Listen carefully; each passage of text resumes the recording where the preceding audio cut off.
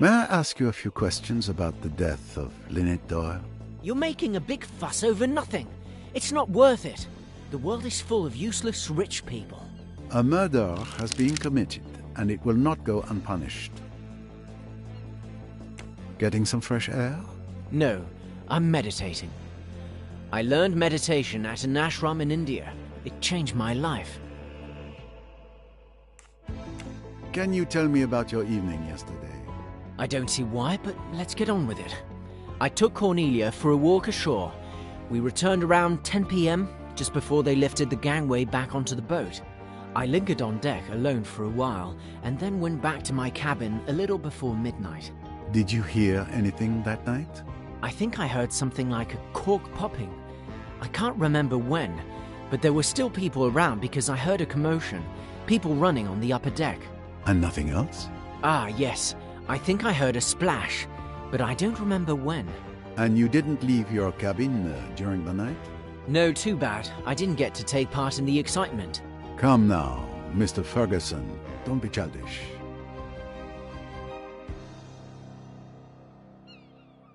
What can you tell me about Lynette Doyle's pearl necklace?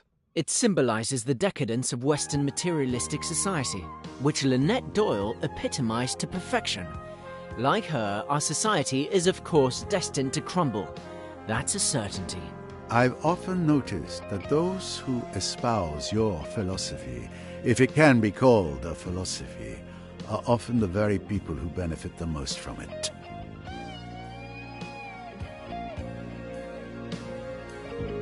We found a signet ring with a peculiar coat of arms in your cabin. I'm sure I've seen it somewhere before, but I can't quite place it. Perhaps you could enlighten me? I have no idea because it's just a keepsake. Just a trinket I brought back from a trip. Nothing significant. Yet, it was well hidden.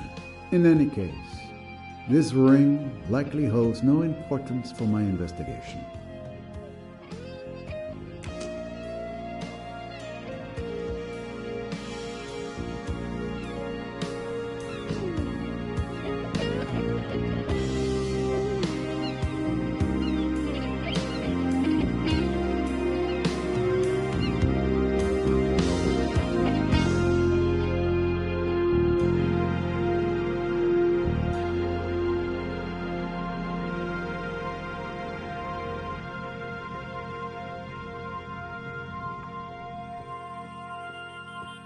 We've been on this boat for 2 days, and I believe we haven't had a chance to really talk yet. Indeed. It's too bad it's under such terrible circumstances. I would have much preferred to talk to you about my archaeological discovery yesterday. I'm sure it would have fascinated you. I apologize. Did you seek some peace and quiet coming here? I'm just admiring Abu Simbel. What a splendor. I'm very sorry I missed your demonstration. Could you tell me your movements last night? Of course. Time for the interrogation. Let's see. After dinner, I read on the deck. I went to bed around 10 p.m. and woke up around 8 a.m. this morning. Nothing out of the ordinary, I'm afraid. And you didn't see or hear anything? Now that you mention it, I was awakened in the middle of the night by a loud splash, as if someone had thrown a stone into the water. Do you remember what time it was? Did you go to investigate? It was after midnight, I think.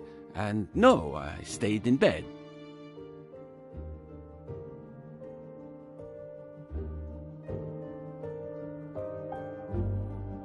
Lynette Doyle's pearl necklace has gone missing. Do you know anything about it? I am not an expert, but I can tell you that pearls of that size are extremely rare. The necklace must be worth a small fortune. I wouldn't be surprised if it was stolen, and possibly the motive for the murder. It is certainly a possibility. We found a hidden delivery list in a cryptex in your cabin. Ah, Well, you know, conducting archaeological research isn't the most lucrative job. So, to make ends meet, I sometimes facilitate the transfer of certain works of small value from one hand to another. You're a fence. I wouldn't put it that crudely. Call it what you will. I'm not proud of it, but without it, I couldn't fund my research, which I like to think is a benefit to my colleagues. I see. Well, enjoy the view. I must concentrate on finding a murderer.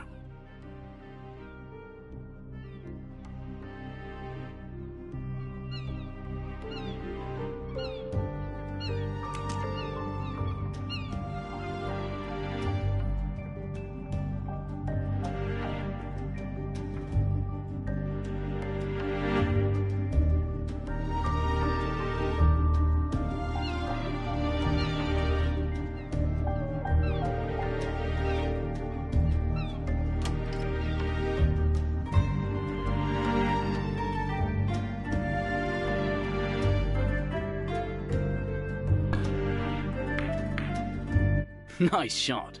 But one good shot doesn't make a game. Most certainly, my friend. And the next shot promises to be even more difficult. Excuse me, gentlemen, for interrupting. But would you have a moment to answer a few questions? Of course. Anything I can do to help. Right now? Can't we at least finish our game? I could insist, monsieur.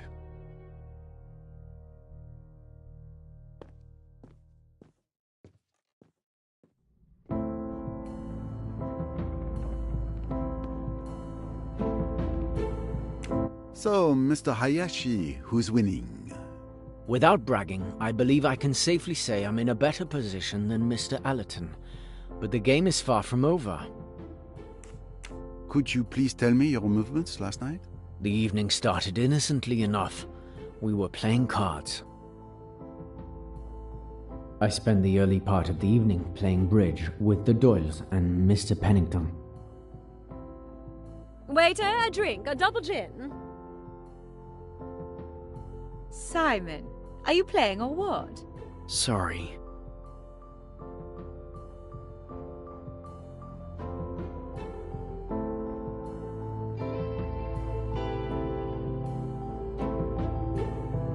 To revenge.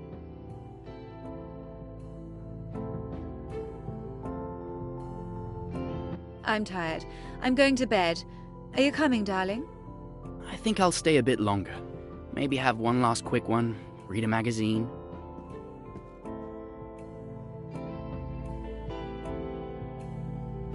Well, I suppose that's it. I'm going to head out too. Have a good evening.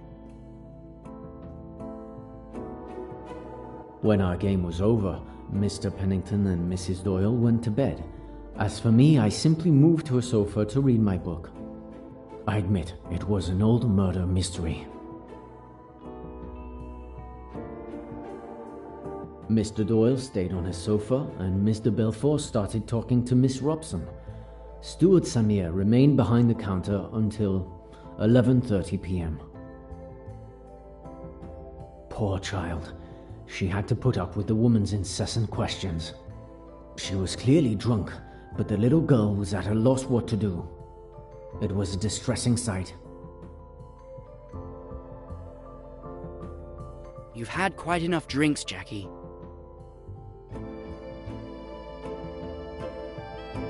When the argument started to escalate, I seized the opportunity to discreetly slip away. Nothing makes me more uncomfortable than public confrontations.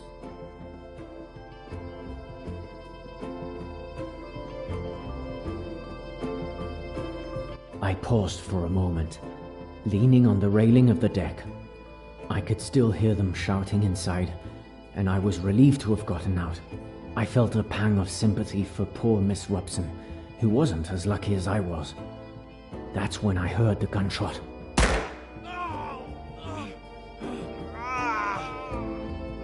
Mr. Hayashi! Mr. Hayashi!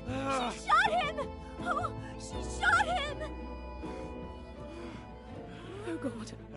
Oh, I wish I were dead. What have I done? What have I done? Hush, dear. Hush. Get her to her cabin, Hayashi. Miss Robson, get that hospital nurse of yours. Don't leave her. Make quite sure she's safe with the nurse looking after her. Then get hold of old Bessner and bring him here. For God's sake, don't let any news of this get to my wife.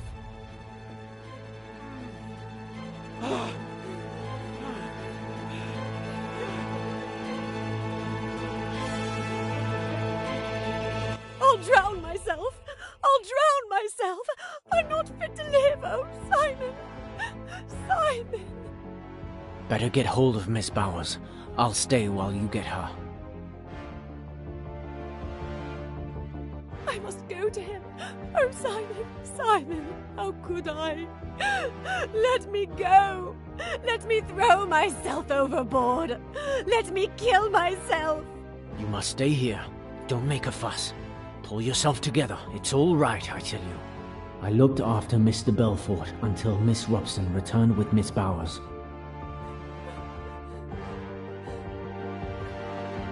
Now then, what's all this? As Miss Bowers seemed to have the situation well in hand, I rushed off to wake Dr. Bessner. Dr. Bessner! Who's that? Stop making such a racket. It's Doyle. He's been shot. Mr. Belfort shot him. He's in the salon. Can you come? Let's see. It's not pretty, but it could be much worse. The bone is fractured, and there's considerable blood loss. Mr. Hayashi, help me carry him to my cabin.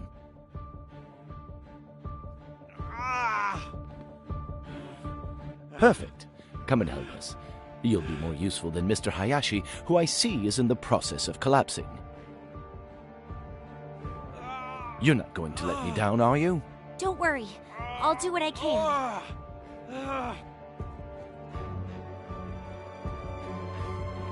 I confess, I've never been very comfortable with blood, so I mostly helped to clear the procession way to the doctor's cabin.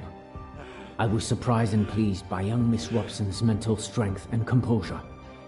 It was as if she had been waiting for this moment to bloom. I stayed near the door to get some fresh air while the doctor attended to Mr. Doyle. The groans he made, it was terrible. Well, this is the best I can do. You've been brave. I'm going to give you something to help you sleep. And your wife? What should we do about your wife? I understand. My fault, Miss Robson. Someone ought to stay with her. She might hurt herself. It's all right, Mr. Doyle. I searched the entire lounge for a good 10 minutes, but I couldn't find that damn revolver anywhere. It had completely vanished.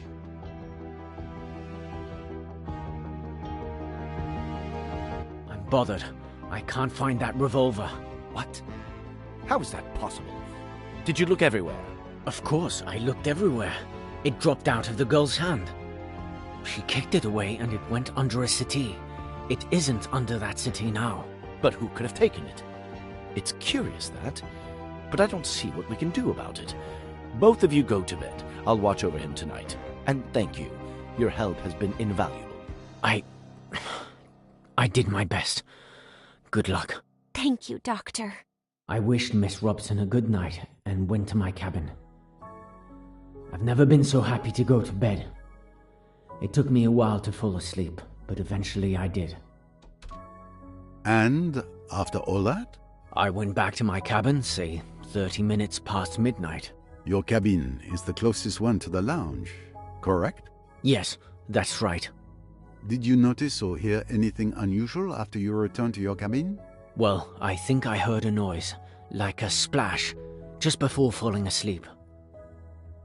That was probably around 1 a.m. or so, but I'm not certain. Very well, Mr. Hayashi. Thank you again for your cooperation. The splash could have been the murder weapon being thrown into the water by the killer.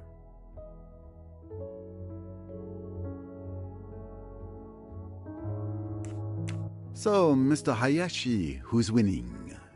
Without bragging, I believe I can safely say I'm in a better position than Mr. Allerton, but the game is far from over. Mr. Hayashi, can you tell me anything about the disappearance of Lynette Doyle's pearl necklace? Monsieur Poirot, I swear to you, I knew nothing of it until you informed me of its disappearance. In that case, I believe you have told me all I needed to know for now.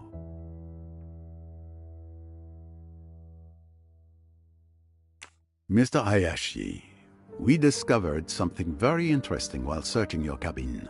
Oh, do tell. You're not on this ship just for a holiday. You are actually here to spy on Mr. Pennington.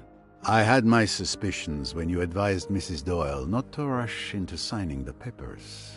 But with what we found in your cabin, my suspicions are now confirmed. Well, I suppose the game is up, as you detectives say. You are correct. I'm one of many employees of the Ridgeway Empire. And Mrs. Doyle invited a simple employee on holiday with her? I'm hardly a simple employee, as you suggest. I was secretly sent by my uncle, Mrs. Doyle's solicitor, to keep an eye on Mr. Pennington. Neither he nor Mrs. Doyle knew who I am. You were suspicious of Mr. Pennington, Mrs. Doyle's right-hand man, and a trusted friend. I don't know all the details, but my uncle discovered some unreported financial movement in Mrs. Doyle's accounts over several months. We suspected Mr. Pennington of misconduct.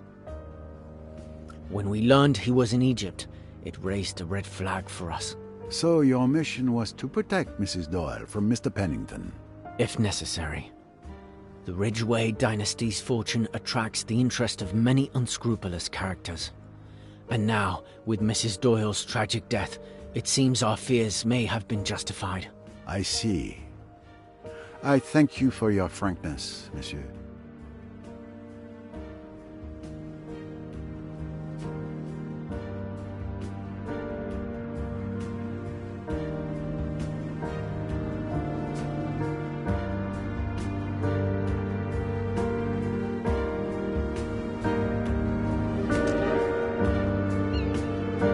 Miss Royce, I was looking for you. I was looking for you too, Mr. Poirot. Time to share information? The murder weapon is not at the scene of the crime, or in Mr. Belfort's cabin. Why would the murderer get rid of the weapon? It would make more sense to use it to incriminate her.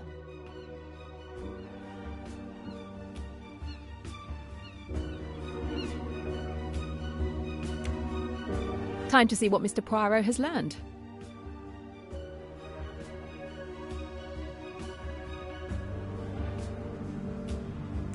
Mr. Allerton, don't you want to enjoy some sunshine?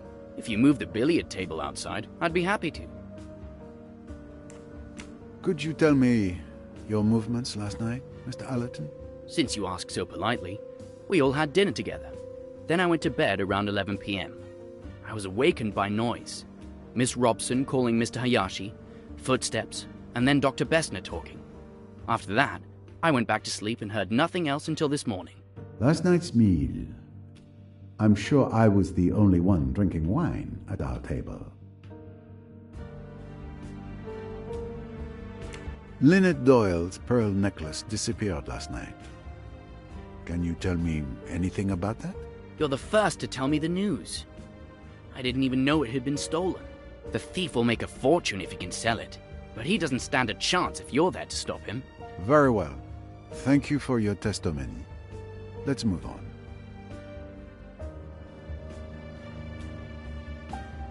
We found a message signed J in a hollow book. We also found a J traced in blood on Lynette Doyle's wall. A coincidence, perhaps? If you think I killed Lynette, you're nuts. But, well, okay. The J in the message is for Joanna Southwood. Joanna is my cousin. You know her, right? She told me you met her at Chez Ma Tante, the night that fool's wedding proposal backfired. Yes, she was the engagement ring's thief. Who saved Lynette from a disastrous marriage. Given the recent circumstances, we can say an even more disastrous marriage has occurred. But very well. It is your cousin who sends mysterious messages in hollow books? Yes. We've done it since we were kids. There's no harm in it. We'll leave it like that then, for the moment. We noticed that the stylus of your record player is missing from your cabin. Yes. I lost it somewhere while we were shifting our luggage in Aswan. That's unfortunate. The record player won't work without it.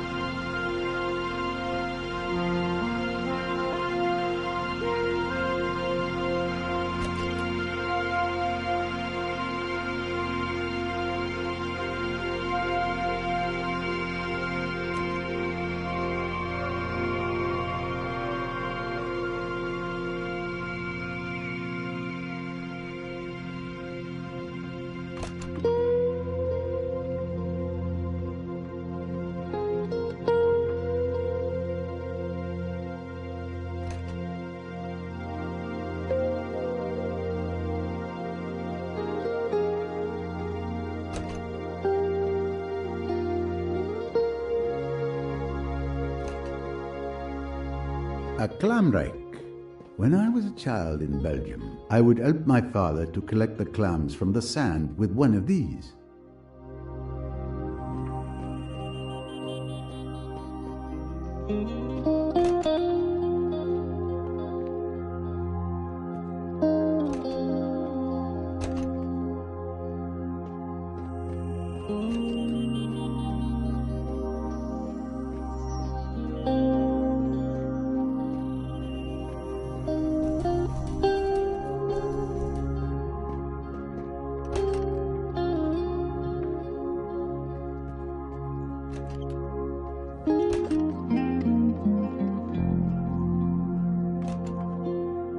Mr. Fleetwood, I hope your detention is not too uncomfortable.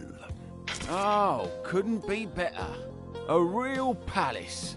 I have to ask for permission like a child if I want to relieve myself. But I do get my 3 meals a day, so I suppose you could call it luxury. I imagine you had a rather quiet evening. Is this a joke? I'm completely cut off from the world, illegally detained and bored to death. Why'd you ask? I can at least relieve your boredom. What do you mean? Lynette Doyle was murdered last night. Oh, that's terrible. I expect with her looks and all that money, she managed to collect more than a few enemies. But murder? Hey, wait a minute. Light shines. I know what you're thinking, but as you can see, I'm still chained to a pipe in here. Passing the time, counting the canned goods. You know, I've had time to think about what I did the other day. I was in a bad place, drunk, furious, so yes, I acted impulsively, but I swear, I had nothing to do with killing Mrs. Doyle. I'm inclined to believe you, monsieur. I'm telling the truth. I'm sorry she's dead, okay? But I'm not shedding any tears for her. I understand. What can you tell me about Lynette Doyle's pearl necklace? Nothing. Why would I care what that rich kid was wearing? Why indeed?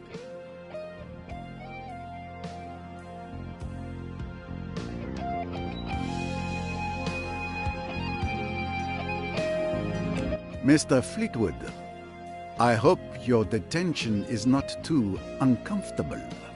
Oh, couldn't be better. A real palace. I have to ask for permission like a child if a but.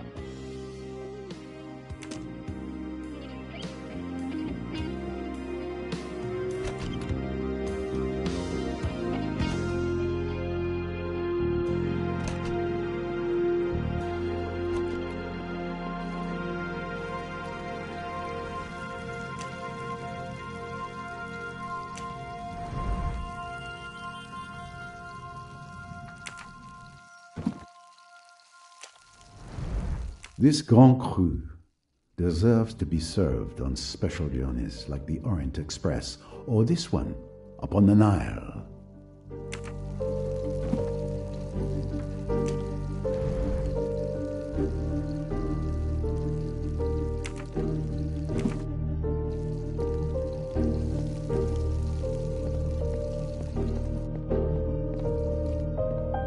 Good morning, sir.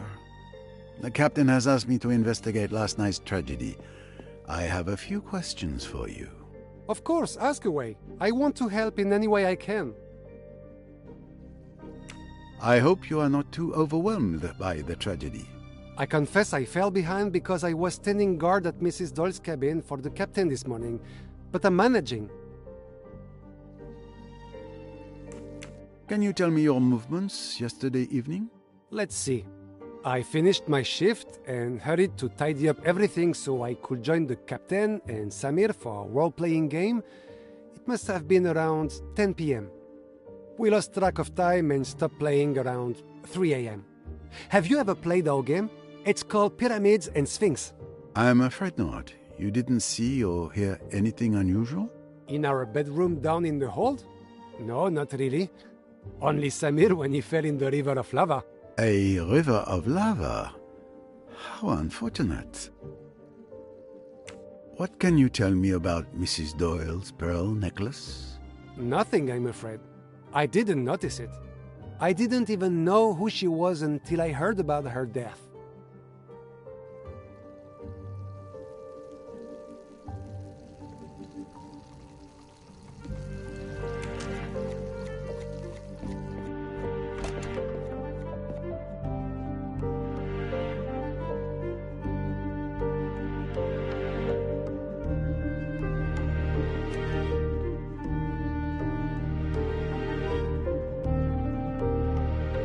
Please, take your time.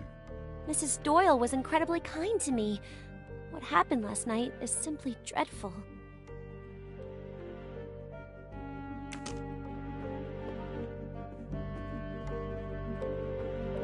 Good day, Samir. Might I disturb you for a moment? Of course, Mr. Poirot. What can I do for you? I was wondering how the ship's staff are doing. That is very kind of you, sir. We are, of course, doing the best we can, despite the terrible tragedy. You mustn't worry. We carry on and do the best we can under the circumstances. After all, everyone must eat. Cabins must be cleaned. Happily, there are few complaints.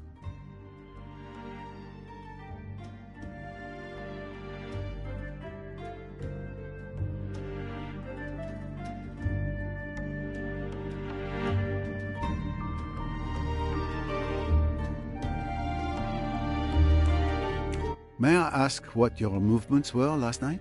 Of course. I tended the bar until 11:30 p.m. After that, I joined the chef and the captain for our role-playing game session. You look at me strangely, but the scenario is getting very intense. I've been thinking about it all day. My spell book is nearly depleted. We played until around 3 a.m., I think. Goodness, I haven't stayed up that late since I was 17. Did you happen to notice Mrs. Doyle's pearl necklace? How could I not? It is so beautiful.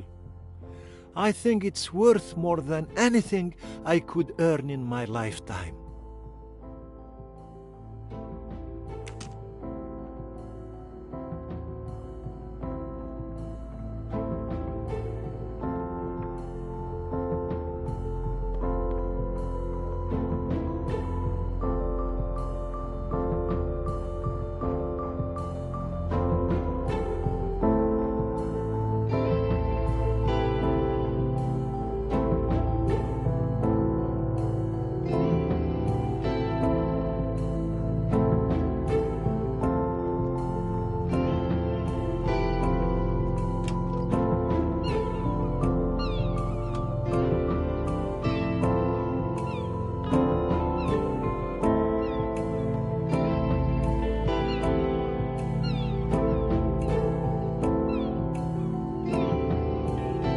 Mrs. Allerton, always a pleasure. Pleasure shared, despite the dramatic circumstances. I would like to question you regarding the murder of Lynette Doyle, madame. That poor child. I'm so glad you're here. I'm sure you will find out who did it. That is my intention. How are you coping? Fortunately, I have Tim by my side, dear boy. He's always there for me. I'm sorry to have to ask, but I must get a clear picture of everyone's movements last night. Can you tell me yours? Please don't apologize for doing your job. It's simple. Tim and I had dinner together, and then I went to bed around 10:30 p.m. and slept as well as usual. Nothing particular to report? Now that you ask, it was probably nothing, but I heard a splash. It must have been around 1 a.m. It may have been a dream, but I came fully awake. I listened carefully, but heard nothing more. Then I drifted off again. Thank you, madame. Your testimony is very important. What can you tell me about Lynette Doyle's pearl necklace? It's really very beautiful, isn't it? It was stolen last night. Oh, poor child. To be robbed and murdered on the same night. What kind of world are we living in? A very dangerous one, it would seem. Thank you, madame. Mrs. Allerton, we found something in your cabin. Newspaper clippings written by someone named Amanda Bolton, a film critic known for being one of the most outspoken in the industry. Can you tell me why you saved these particular clippings? Cinema and I have a long history, Monsieur Poirot. From a very young age, I was captivated by this fantastic art form. I've seen it grow, evolve from its beginnings to today. It's remarkable how it's changed over the years. This passion made me very demanding, and I simply wanted to express my opinion, so I wrote about it. It was a hobby, but it turns out people enjoy it. Are you saying that... Yes, I don't publicize the fact, but I am Amanda Bolton. Well, I have read some of your reviews. I respect your passion. And the pseudonym? A pseudonym is helpful. This way I don't need to censor myself in my reviews, and I can avoid debates with temperamental directors. You understand, some of them are friends. Ah, I understand, madame. A wise practice for the freedom it gives you. I myself resort to such little deceptions in my investigations. I look forward to Amanda Bolton's next review. Thank you, Monsieur Poirot.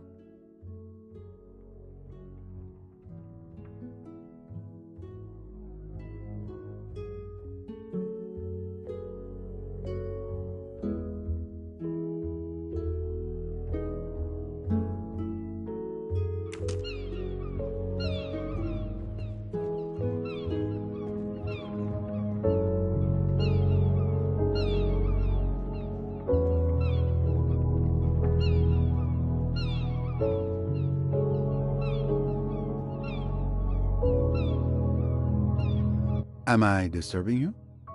Just a moment. I just had an inspiration. All right, I'm listening. You're writing? I'm a bit embarrassed to say, but the current situation is quite stimulating. Ideas are flooding in again. That must be exhilarating. You have no idea. It reminds me of when I was writing Flaming Kiss. It's not my bestseller, but it's my favorite. Ah, pardon me, but it sounds dangerous.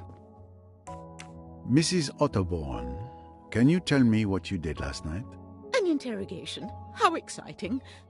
As you know, we all had dinner together. It was quite pleasant. Afterward, I took a stroll on the lower deck. It's quieter there. My daughter came to get me, and we went back up to our cabin around 11 p.m. I slept like a log. Must be the Nile air. Lynette Doyle's pearl necklace has gone missing. Murder? The plot thickens. A crime of passion. Murder? A primitive instinct. That Jacqueline, with her passionate temperament, obeying the deepest urges of her being, sneaking through the shadows. I see the crime.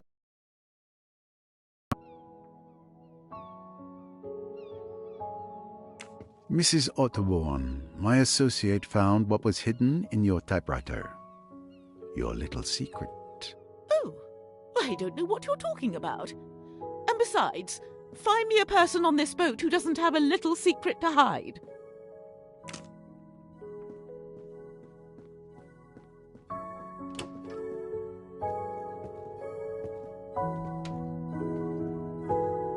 I'm sorry to disturb you, Miss Van Schuler. May I ask you a few questions? It would be a waste of time for both of us. It's just a formality. I promise my visit will be brief.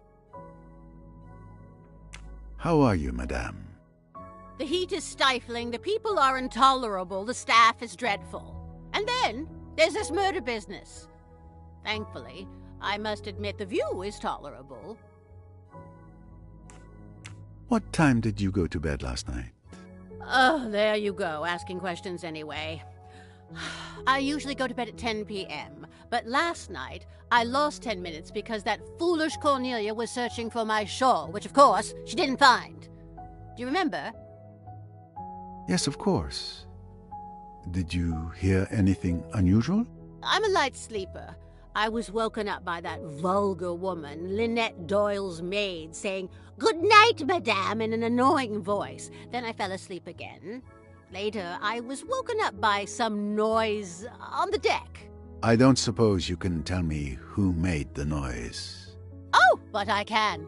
I got up to see. Rosalie Otterbourne was on the deck in front of her cabin. It looked like she was throwing something into the water. I'm not sure what she was up to, but I'm certain it was her. I saw her face clearly.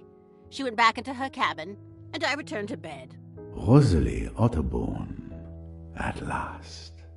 Who would have thought this annoying woman would prove to be a useful witness? And do you remember what time it was? I can tell you the exact time. It was 1:10 a.m. by my bedside clock. That was very informative. Thank you, madame. Did you know that Lynette Doyle's pearl necklace had gone missing? No, I didn't. That's a shame. It was one of the few pleasant things to look at on this boat. We found quite an eclectic collection of items in your jewelry box. You pawed through my jewelry box? How dare you? No lead can be left unexamined, madame. This is outrageous! Who do you think you are, you insignificant little French upstart? I am a Belgian upstart, madame. Come now, calm yourself. This extreme situation calls for extreme measures. I apologize for any inconvenience caused.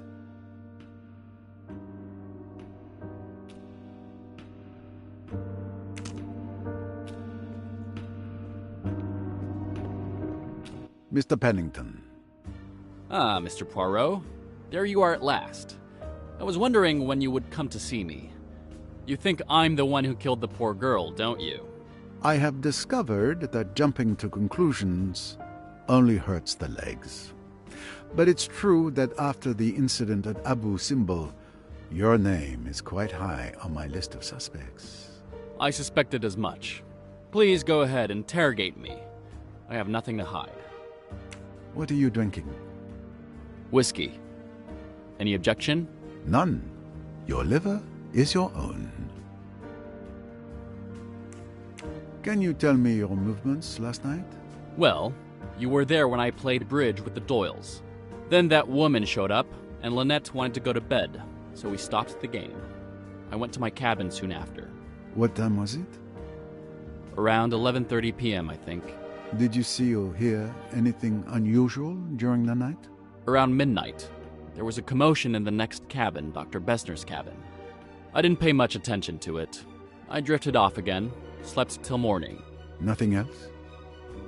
That's all I have to say. You're wasting your time with me. You should look into that girl. The one who's half French? Jacqueline de Belfort. There's something suspicious about her. Rest assured, I won't overlook anyone. You were close to Mrs. Doyle. What can you tell me about her pearl necklace? A very beautiful piece, worth a small fortune. Because of its value, it was quite tricky to insure. That's all I can tell you. And were you aware that it went missing last night? Ah, you see? I was right to have it insured. Your cabin was searched. We found a note clearly indicating that you used Mrs. Doyle's money, formerly Miss Ridgway, for dubious investments. Nonsense. I merely borrowed the money, as is my prerogative, and unfortunately the investments went awry. All I wanted was to help Lynette diversify her portfolio, but I felt guilty enough. I fully intended to recoup her losses, but such a sum isn't easily gathered at the snap of a finger. Her death suits you then. You no longer need to repay anything. And Mr. Doyle being far easier to swindle than his late wife. Careful, sir. Don't poke your mustache where it doesn't belong. Lynette was like part of my family. I swore to her father on his deathbed that I would look after her. How dare you insinuate that I would take advantage of the death of someone so dear to my heart? I make no apologies. I'm simply following wherever my mustache leads me.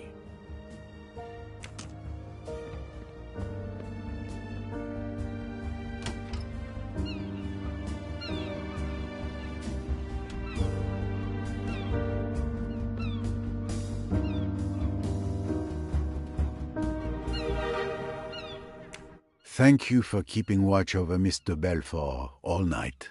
Oh, I'm used to sitting up with patients. It wasn't the most challenging guard duty I've had. What did you do last night? Let me see. Last night was eventful, to say the least. I had gone to bed early after dinner, but I was abruptly awakened by Miss Robson around midnight. Miss Bowers! Open the door! In the middle of the night, I was woken up by a pounding on my door.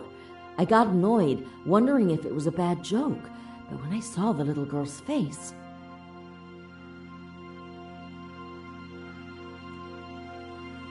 Miss Robson, what's happening? Are you all right? Oh my god! It's Mr. Belfort! She shot Mr. Doyle! She keeps saying she wants to kill herself! We need you! And Mr. Doyle, is he all right? He's in the lounge. He has a bullet wound in his leg. Mr. Hayashi will get Dr. Bessner once we've reached Miss de Belfort. If she's left alone, she might harm herself.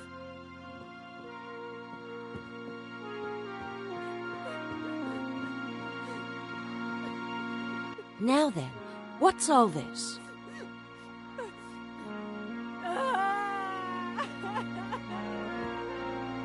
Is there anything I can do to help? Not at the moment. I'll give her a sedative and stay with her all night. Go and help the others with Mr. Doyle. I'm sure they'll need you more. When the little girl came out of the room, I administered the sedative to Miss de Belfort. Within 5 minutes, she was sleeping like a baby. I sat down in an armchair and waited like that until the morning, getting up from time to time to check that she was all right. As I mentioned, I stayed up the rest of the night watching over Miss de Belfort. I'm afraid that's all. No need for apologies. Your testimony is extremely valuable. Miss Bowers, Lynette Doyle's pearl necklace went missing last night.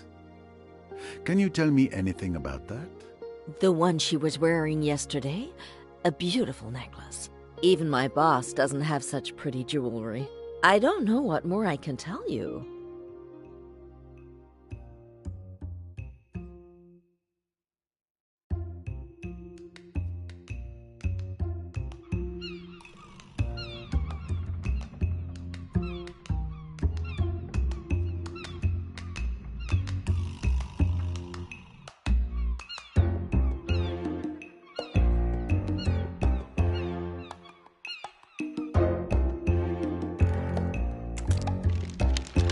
Are you sure you can't tell me anything more? What are you implying, Monsieur Poirot?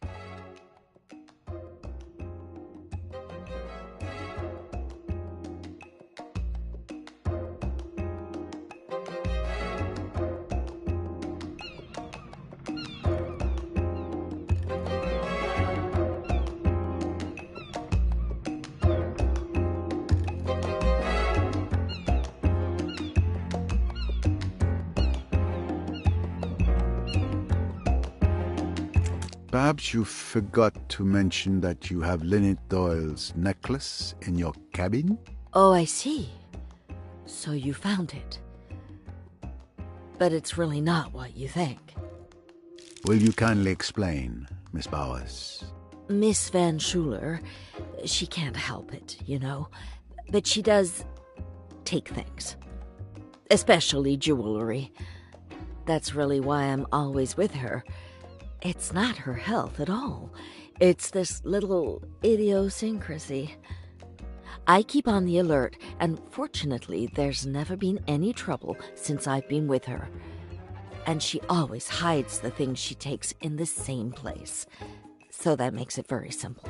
How did you discover they had been taken? I look each morning. They were in her jewelry box this morning.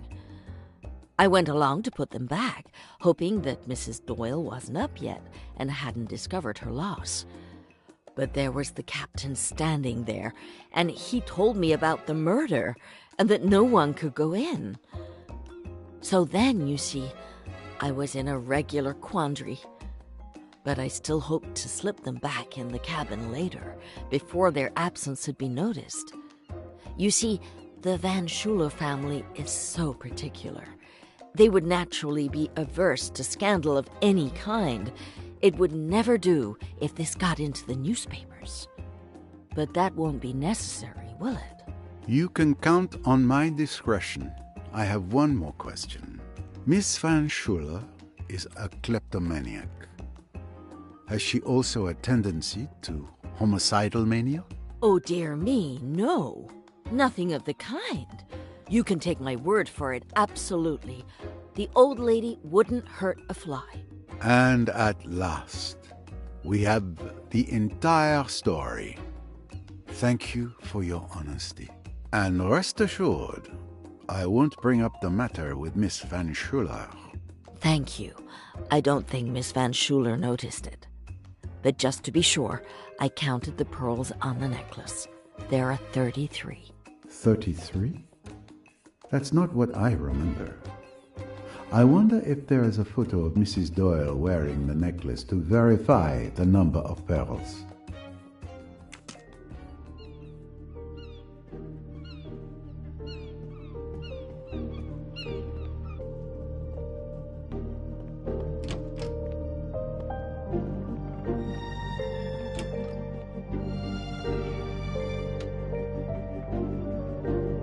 Good morning, Captain. Ah, Mr. Poirot, my turn to be interrogated for your investigation? Nothing to worry about. It is the detective's routine to ask questions. Is the river always this calm? Yes. I spent months at sea as an officer on cargo ships through storms you wouldn't believe. This is a whole different world. An absolute pleasure. What did you do last night? Well, I have a new hobby recently. Role-playing games. It was an American tourist who taught me a few months ago. And I got completely hooked.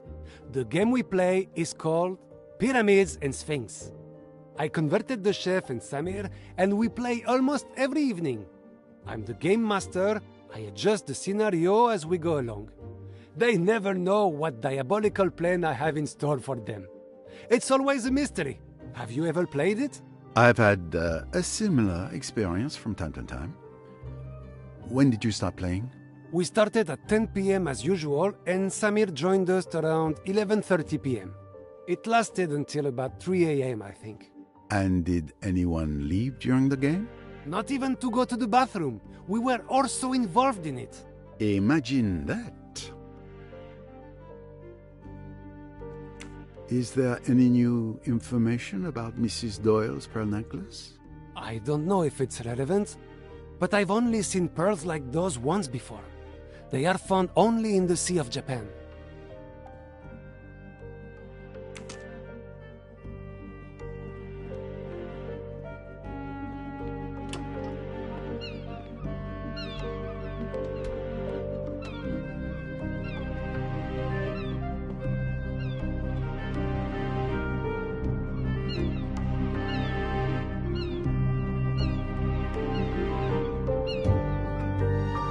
Good morning, Mr. Belfort. You're finally out of your cabin.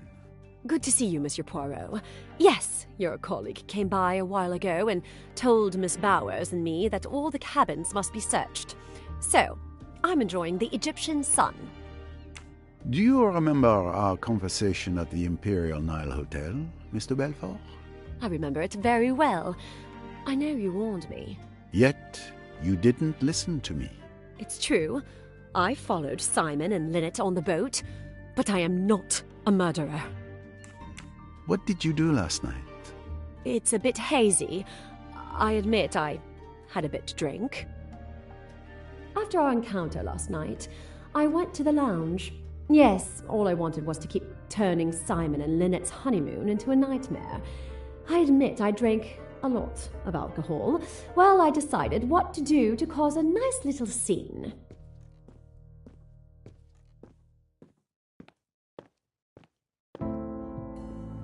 Waiter, a drink, a double gin.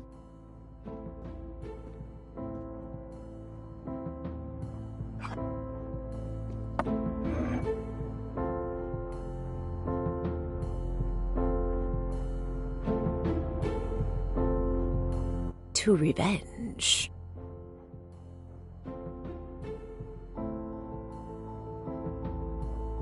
I'm tired. I'm going to bed. Are you coming, darling? I think I'll stay a bit longer. Maybe have one last quick one, read a magazine.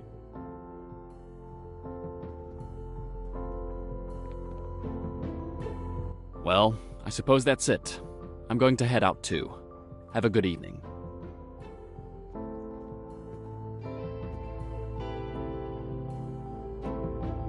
Robson. Cornelia, right? Tell me about yourself. About me? I'm not very interesting.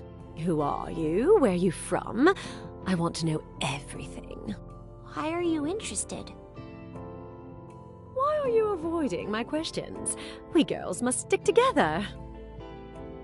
I kept questioning Miss Robson about her tiny, boring life, doing everything I could to make her stay. I absolutely wanted to make Simon uncomfortable, but he remained impassive, pretending I didn't exist. I was seething inside, and with the help of alcohol, I finally lashed out. And we have excellent drawing classes. Simon, I want another drink. You've had quite enough drinks, Jackie. What damned business is it of yours? Go to bed, Jackie. You're drunk. If you're embarrassed, Simon dear, you'd better leave the room.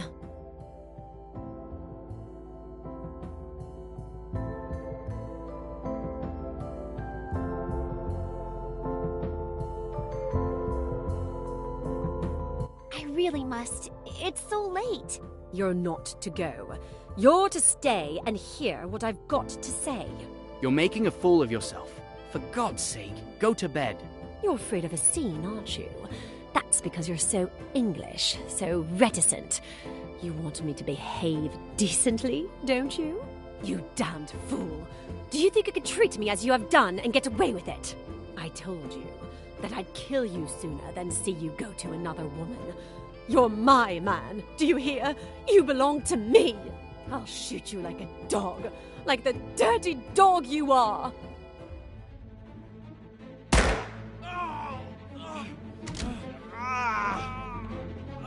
Mr. Hayashi! Mr. Hayashi! She shot him! Oh, she shot him! I didn't mean... Oh my God! I didn't really mean... Oh God. Oh, I wish I were dead. What have I done? What have I done? Hush, dear. Hush. Get her to her cabin, Hayashi. Miss Robson, get that hospital nurse of yours. Don't leave her. Make quite sure she's safe with the nurse looking after her. Then get hold of old Bessner and bring him here. For God's sake, don't let any news of this get to my wife.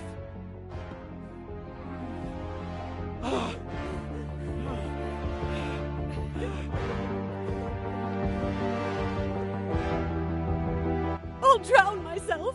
I'll drown myself! I'm not fit to live! Oh, Simon! Simon! Better get hold of Miss Bowers. I'll stay while you get her. I must go to him! Oh, Simon! Simon! How could I? Let me go! Let me throw myself overboard! Let me kill myself! You must stay here. Don't make a fuss. Pull yourself together. It's all right, I tell you.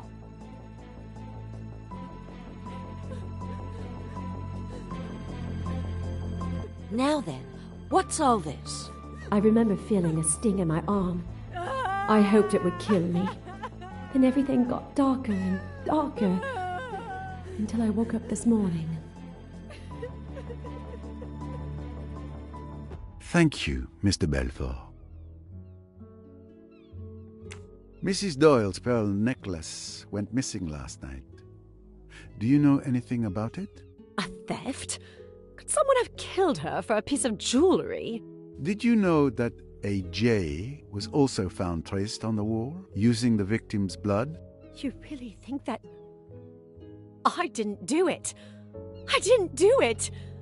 Oh, please believe me. Everyone will think I did it, but I didn't. I didn't. It's awful. I wish it hadn't happened. I might have killed Simon last night. I was mad, I think. But I didn't do the other. Calm yourself, Mr. Belfort. Don't worry. I will soon have the answer to this whole matter. We found some photos of you and Mr. Doyle in your cabin. Yes, I admit I still hope that he will come back to me. I don't want to lose those beautiful memories with him. I understand. But be careful with the ghosts of the past. As comforting as they might be, they may only prevent us from moving forward. Thank you, Mr. Poirot. But I can manage my life on my own.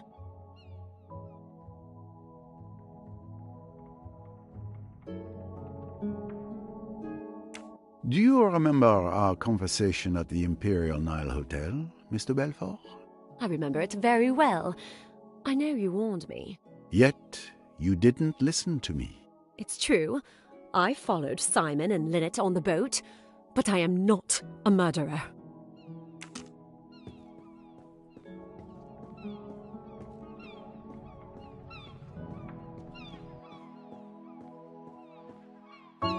Mr. Doyle, I've managed to stabilize your wound.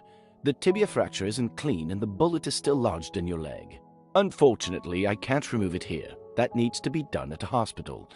For now, you're prohibited from using your leg. Ah, Monsieur Poirot, you're here. The painkillers I administered to Mr. Doyle should provide relief for a few hours. Thank you very much, Doctor. My leg pain is insignificant compared to my grief. My Lynette, dead. Murdered. My deepest condolences once again. Mr. Doyle, I know this isn't the ideal time, but may I ask you a few questions? Please do. I'll leave you to it. If you need me, I'll be outside.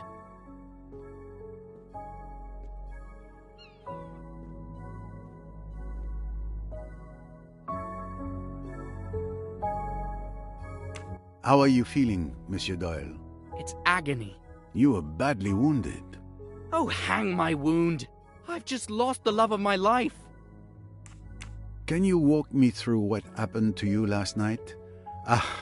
Perhaps walk was a bad choice of words. What a night it was. I'll tell you everything I can remember, if it will help catch Lynette's killer. After you left, we continued playing bridge for a bit. Waiter, a drink, a double gin. Simon, are you playing or what? Sorry.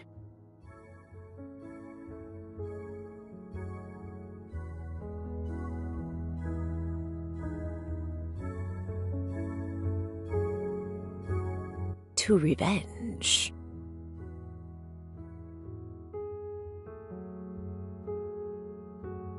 I'm tired. I'm going to bed. Are you coming, darling? I think I'll stay a bit longer. Maybe have one last quick one, read a magazine.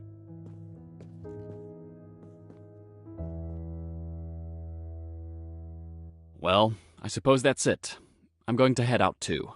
Have a good evening.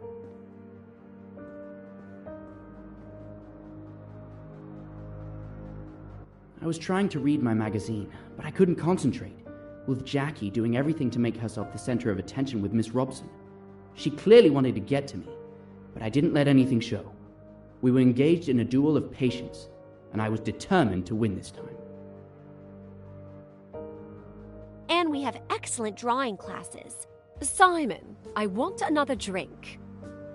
You've had quite enough drinks, Jackie. What damned business is it of yours? Go to bed, Jackie. You're drunk. If you're embarrassed, Simon dear, you'd better leave the room.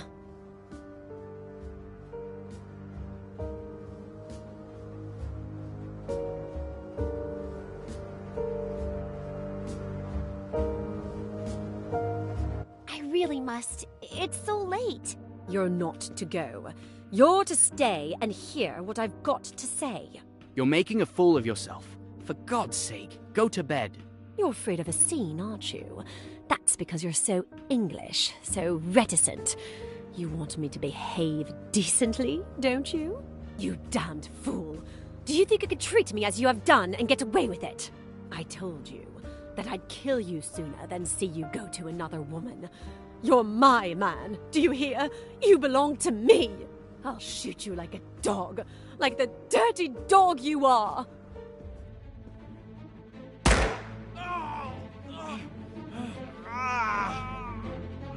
Mr. Hayashi! Mr. Hayashi! She shot him! Oh, she shot him! Oh, God. Oh, I wish I were dead. What have I done? What have I done? Hush, dear. Hush. Get her to her cabin, Hayashi. Miss Robson, get that hospital nurse of yours. Don't leave her. Make quite sure she's safe with the nurse looking after her. Then get hold of old Bessner and bring him here. For God's sake, don't let any news of this get to my wife. They left me alone in a lounge for 5 minutes or so. My leg was killing me. But all I could think of at the time was that it was I, through my deeply selfish actions, who had caused Jackie to commit such an act of hatred. I had caused her so much grief. I deserved much worse than a bullet in the leg.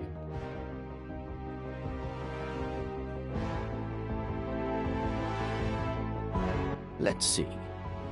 It's not pretty, but it could be much worse. The bone is fractured, and there's considerable blood loss. Mr. Hayashi, help me carry him to my cabin.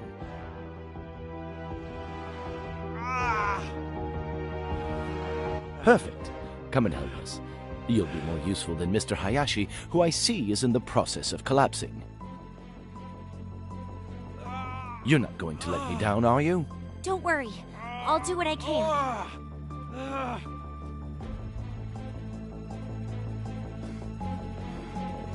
After what felt like an eternity, Mr. Hayashi, Dr. Bessner, and Miss Robson came to help me and carry me to the doctor's cabin. I must admit I don't remember much. I just know the doctor was working on my leg, and the pain was unbearable. I think I must have passed out. Well, this is the best I can do. You've been brave. I'm going to give you something to help you sleep. And your wife? What should we do about your wife? She needn't know till the morning. You mustn't blame Jackie. It's been all my fault. I treated her disgracefully. She didn't know what she was doing. Yes, I understand. My fault, Miss Robson. Someone ought to stay with her. She might hurt herself. It's all right, Mr. Doyle. Miss Bowers is going to stay with her all night. Mr. Hayashi, the gun. You mustn't leave it lying around. Quite right. I'll go and get hold of it now.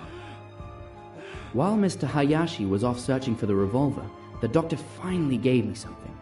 I struggled not to fall asleep because I wanted to make sure everything was okay. I'm bothered.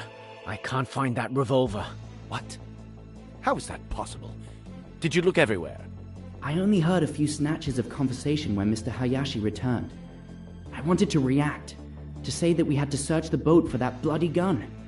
But the sedative was already taking effect. I fell asleep before he and Miss Robson left the room. Now you know everything. It is clear to me how you ended up in this state. Thank you. Oh, excuse me. I thought Monsieur Doyle would be alone. I'll come back later. Wait a moment, please. Your presence is actually timely. May I ask you a few questions? Oh, very well. I'm listening. Why do you visit Mr. Doyle? I just wanted to check on him and express my sincere condolences for Madame Doyle. What happened to her is terrible, very, very terrible.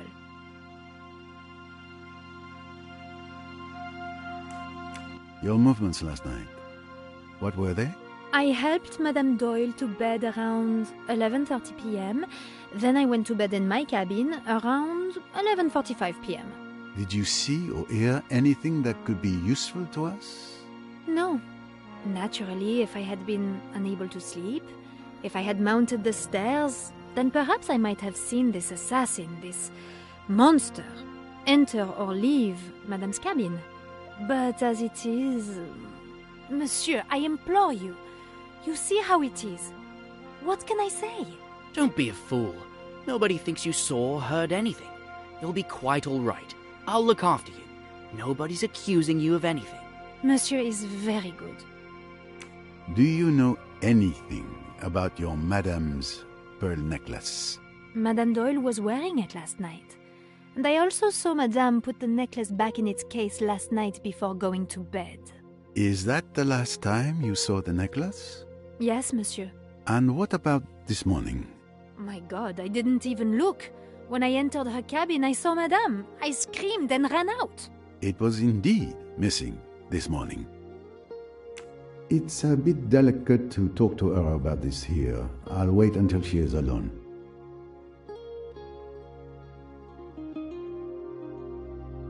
We are done for the moment, mademoiselle. I am truly sorry for you, Monsieur Doyle. I know how you must feel. I hope everything will be all right for you. Monsieur Poirot, I'll be in the saloon if you need to question me.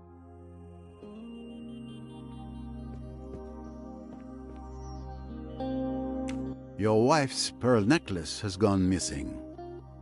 Any idea where it might be? Gone missing? The necklace was stolen? That's why Lynette was killed? A robbery gone wrong? It is indeed a hypothesis at this stage of the investigation. Please, Poirot. Please catch the murderer. That is my intent, Monsieur Doyle. It seems you enjoy playing at the casino, Mr. Doyle. It's a pleasant vice, nothing more. But alas, you don't seem to win much, judging by the few chips found in your cabin. Well, what can I say? There's always tomorrow. To tell you the truth, I locked my low-value chips in that box to ward off bad luck. It was a friend who's a fortune teller who advised me to do that. I didn't know you were superstitious. I'm not really, but it doesn't hurt to try.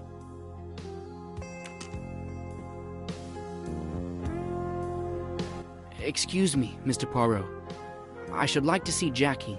Would you mind if I asked you to bring her here? I've thought a lot. I haven't treated her well, and I'd like to clear things up. I know Lynette would want me to.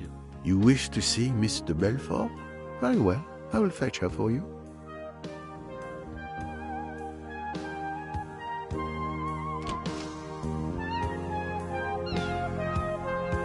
The night. It does not seem to offer much peace for you. Yes, I've had more pleasant holidays, actually. What happened to you last night, Dr. Bessner? It all started when Mr. Hayashi woke me up in the middle of the night. I was asleep when I heard someone knocking on my door. I got up quickly, wondering what they could possibly want with me at this late hour. Dr. Bessner. Who's that? Stop making such a racket. It's Doyle. He's been shot. Mr. Belfort shot him.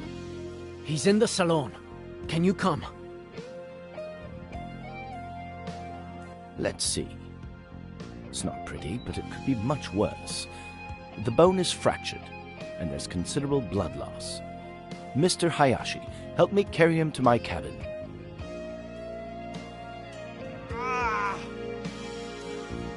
Perfect. Come and help us. You'll be more useful than Mr. Hayashi, who I see is in the process of collapsing.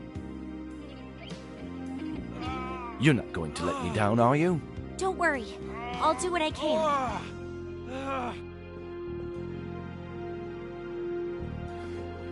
Luckily, the young lady was there.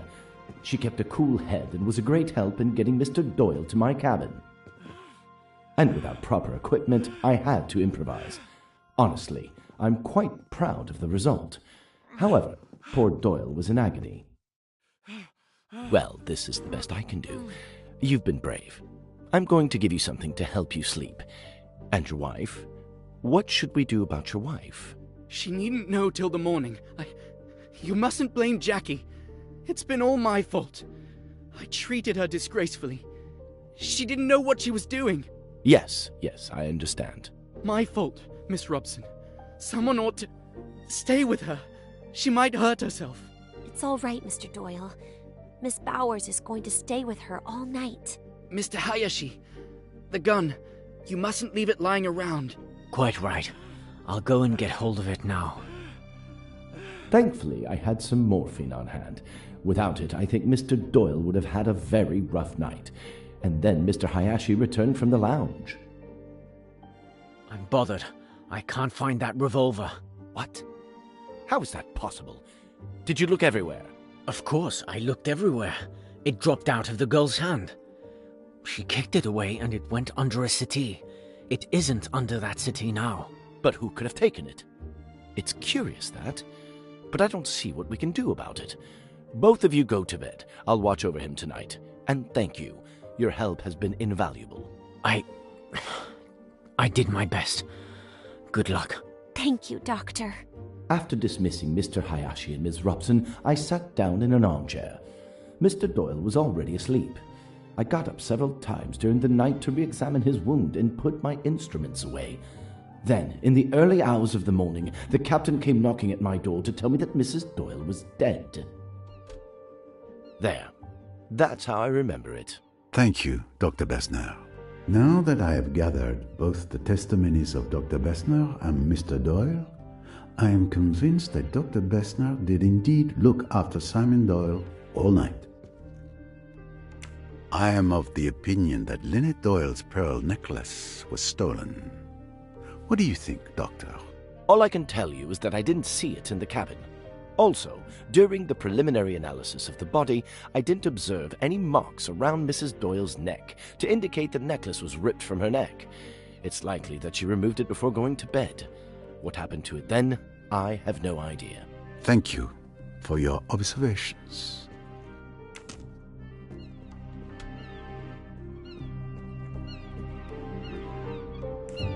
Would you like to come with me, miss? Mr. Doyle would like to see you. Simon? He wants to see... me? Yes, of course.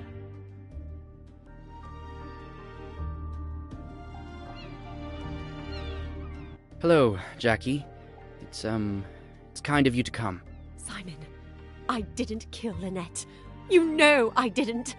I was out of my mind last night. Oh, can you ever forgive me? Of course, it's all right. I thought you might be worried. Worried? A little? Oh, Simon! You were a bit upset last night. A bit drunk. But I could have killed you.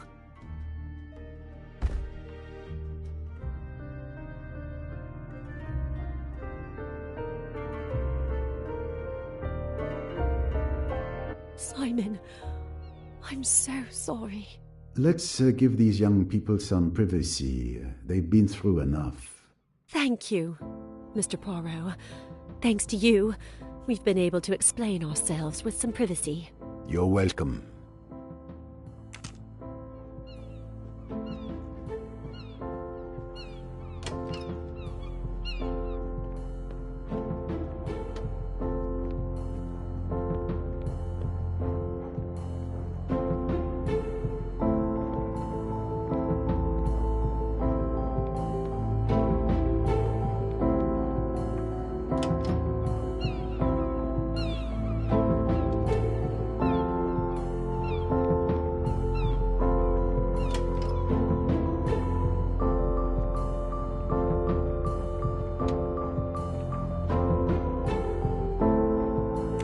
Why did you visit Mr. Doyle? I just wanted to check on him and express my sincere condolences for Madame Doyle. What happened to her is terrible, very, very terrible. You are hiding a peculiar photograph in your sewing machine. A picture of Mrs. Doyle's necklace, accompanied by an estimate of its value on the back. Well, you are quite a little snooper. What conclusion do you make from this exciting discovery? That you intended to steal Lynette Doyle's necklace, perhaps. Unfortunately, the truth is not nearly so exciting. Who do you think gave me that photograph? Madame Doyle herself. She feared someone might indeed try to steal it. I was to take the photograph to the jeweler who crafted it to make a cheap duplicate when we returned to London. Your explanation begs more questions than it answers. I believe I will leave this matter unresolved. For now.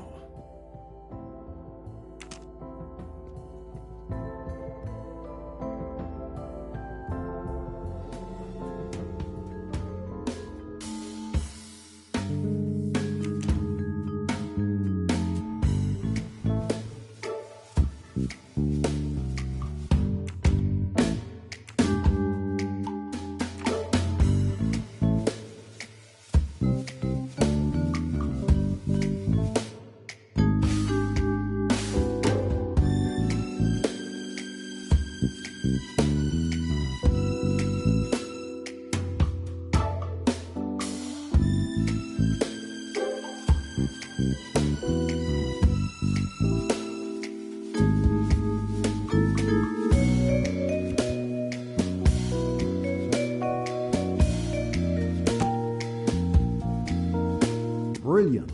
Mrs. Allerton told me that Tim and his cousin Joanna Southwood often communicated with little messages. It's a reasonable bet that this J refers to Joanna. Who is the world's greatest detective?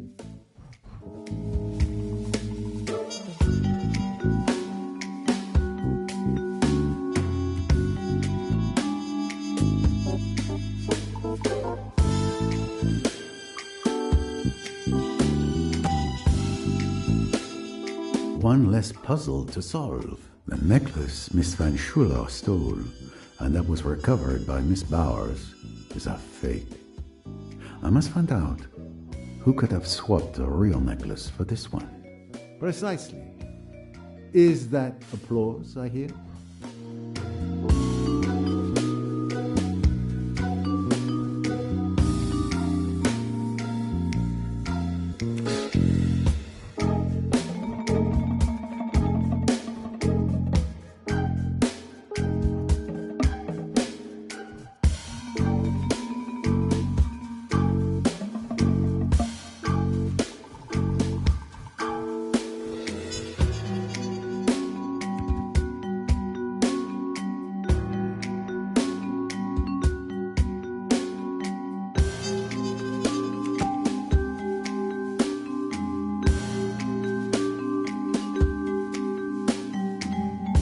Good.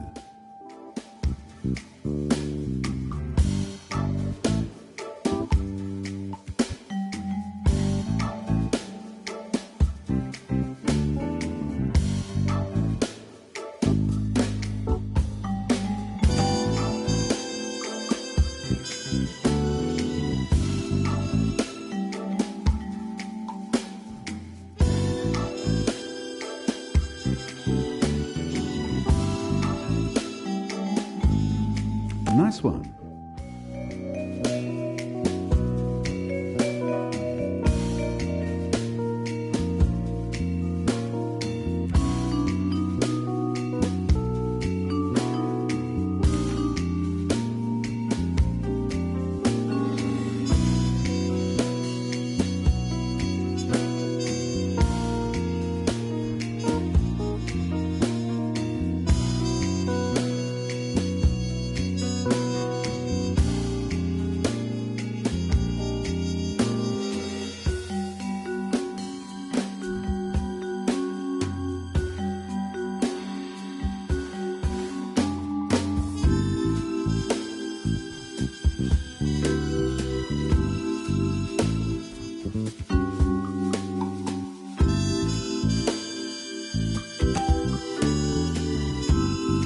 Exactly.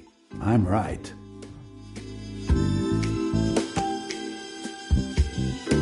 One less puzzle to solve.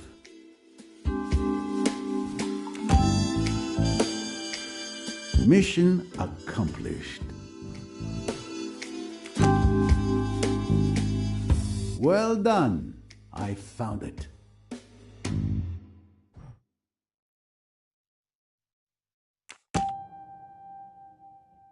Now that is a good answer. This must be the right solution. Good.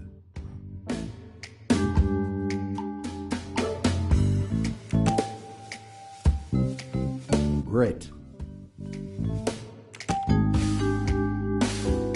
This must be the right solution.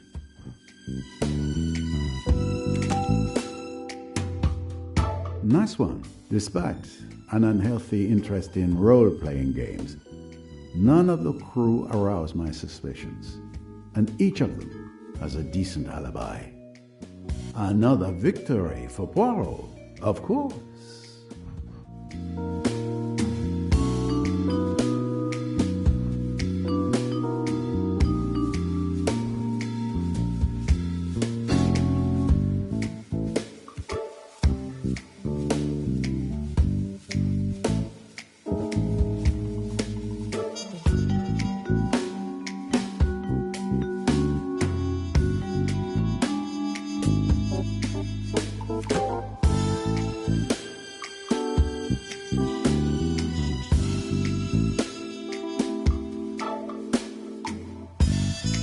Exactly. I'm right.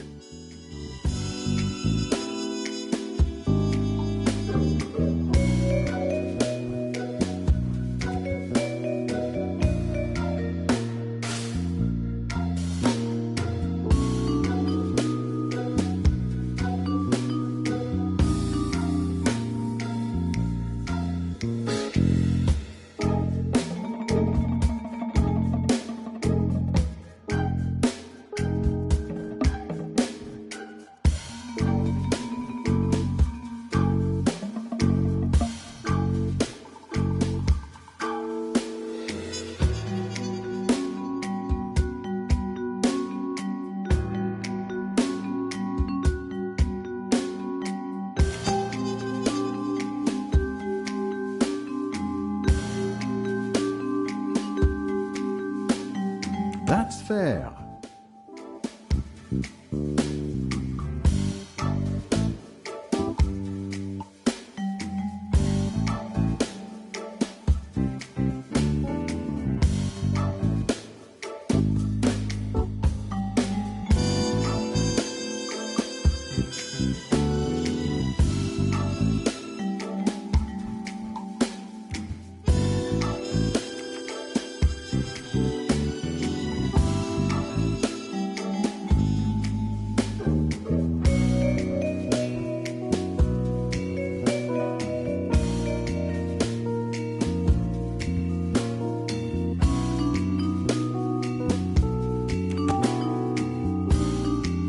Exactly. I'm right. Jacqueline de Belfort showed me a small .22 caliber revolver at the hotel in Aswan. It's the one she used to shoot Simon Doyle. Who else could have succeeded?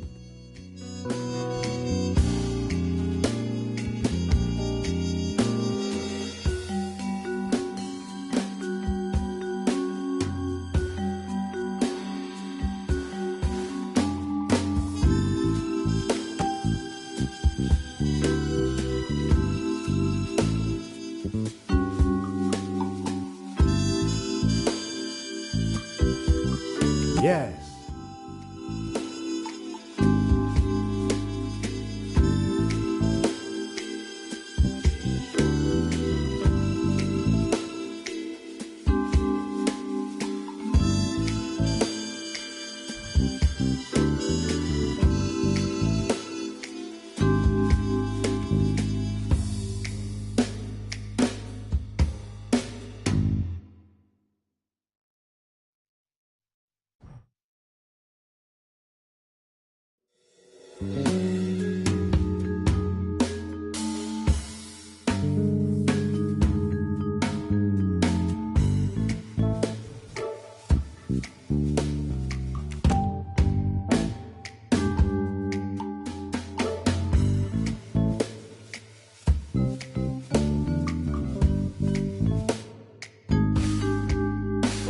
Congratulations.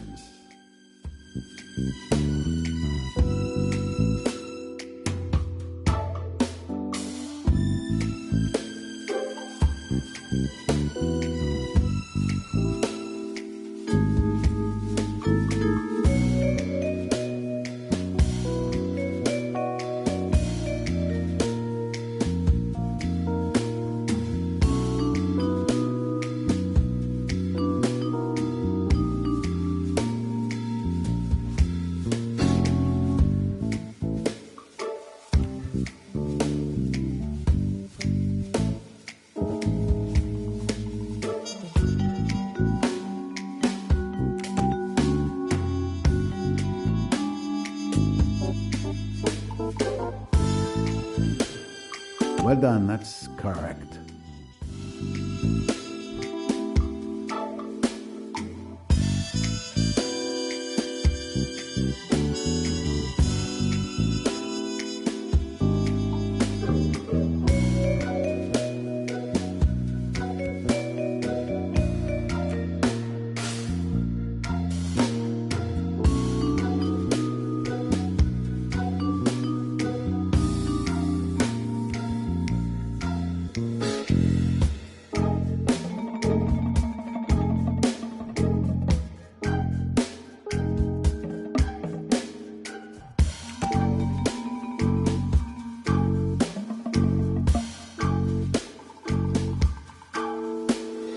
Bravo.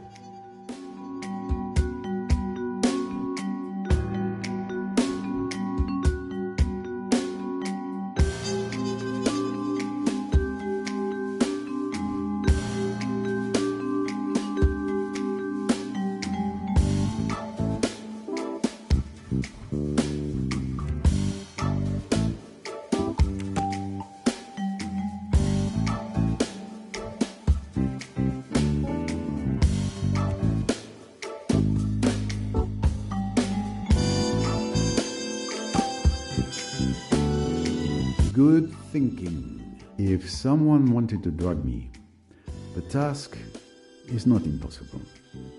Observing that I only pour from my own bottle, uncorked at the table, the perpetrator could easily target me and no one else. I must go and check on this. My little grey cells did not let me down.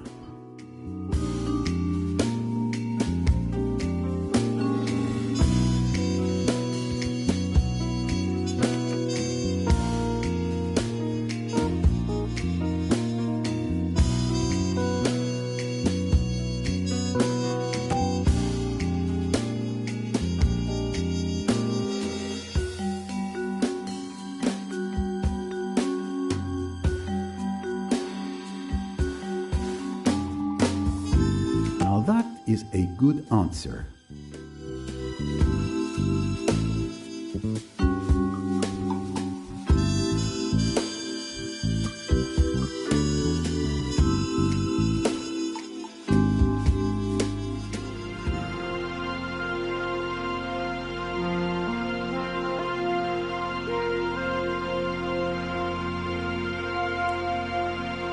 Lynette Doyle's pearl necklace disappeared last night.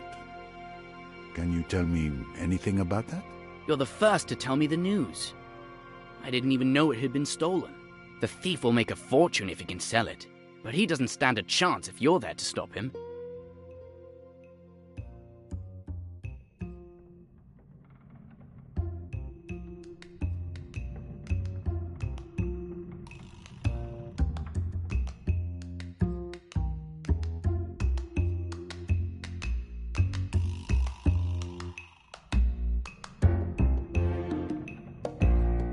Oh, really? You didn't know it had been stolen? No. Why?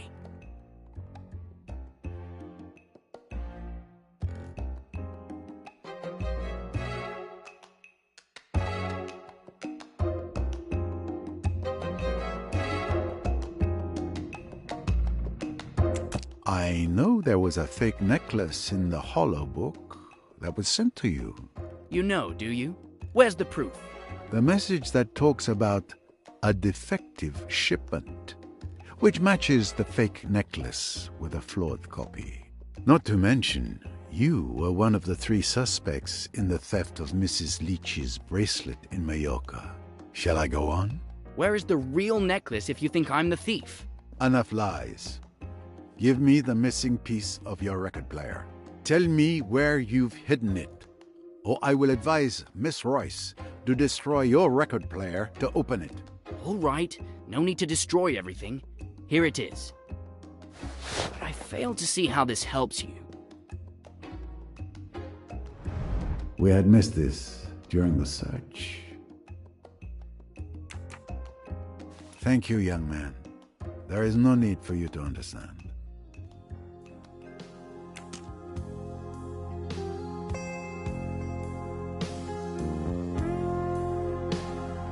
Mr. Allerton, don't you want to enjoy some sunshine? If you move the billiard table outside, I'd be happy to.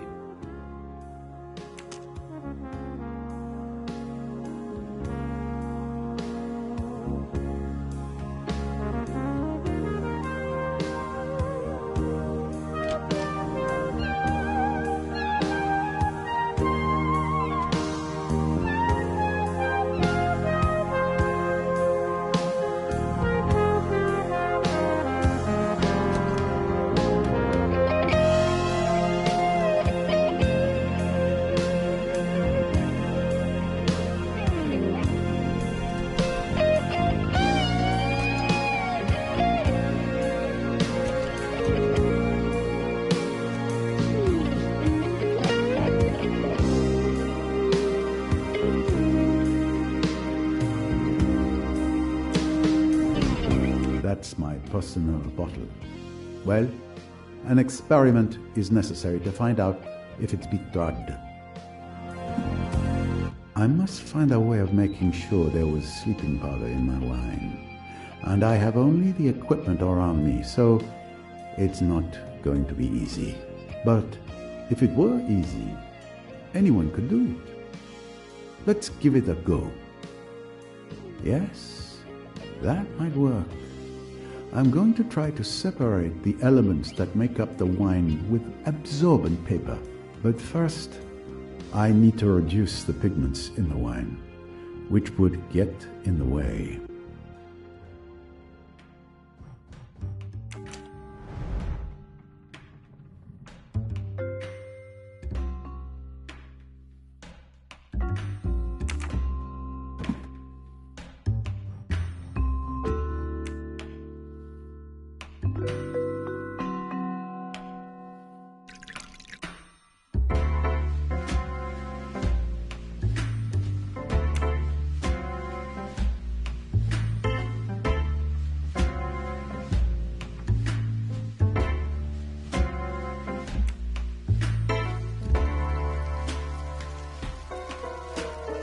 Yes, that's the right solution. The wine is transparent enough to see the result without masking it. And there is indeed an intruder. I count 4 spots instead of 3. As I expected, my wine does contain a chemical compound that shouldn't be there. Something has been added to it. Given the strong reaction of the strip, it wasn't a small amount, and therefore it wasn't an accident. Someone has deliberately drugged me. Exact. Someone did drug me last night. But why?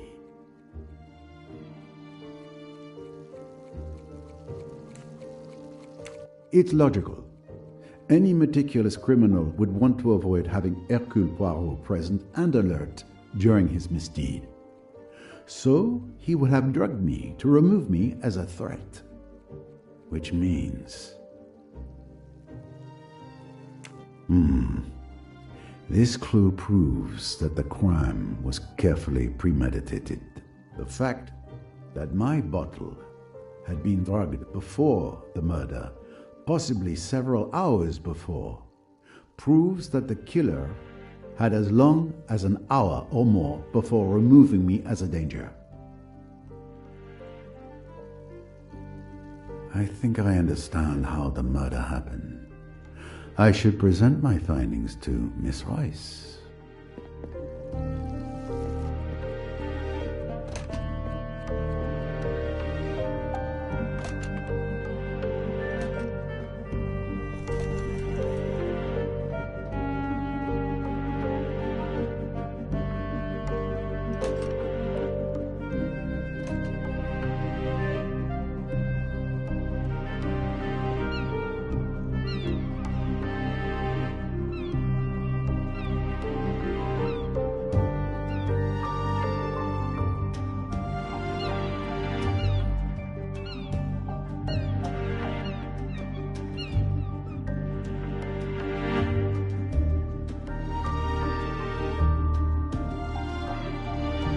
We have made progress in our investigation, but a significant problem remains. I think I know what you're referring to. Let's recap. I've discovered that the murderer intentionally drugged me at dinner, sometime before Lynette's murder. We can already draw a first conclusion from this.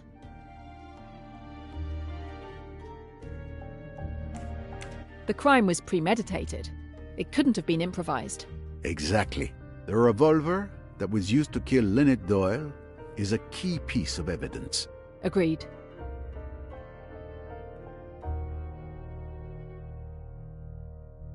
It's the same gun that wounded Simon Doyle. Indeed. The weapon that killed Lynette and Jackie's weapon, which disappeared from the lounge, are both .22 caliber, and most likely the same weapon. Therefore, the murderer must have retrieved it from the lounge to kill Lynette Doyle, taking advantage of the commotion caused by Mr. Belfort. Yes, it would appear only one person could have committed Lynette's murder.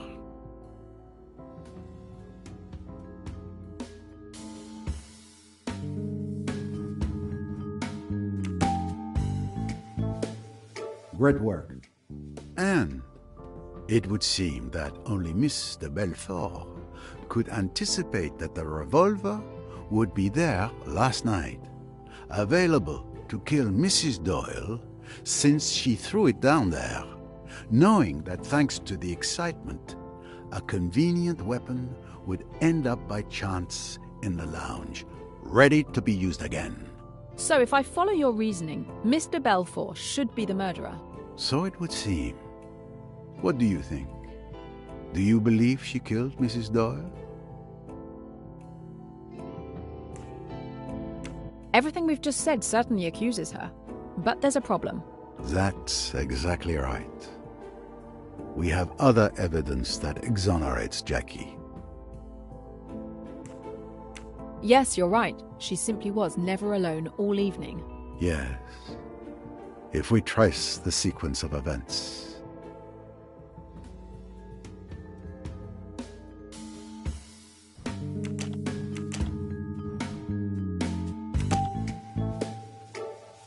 Of course.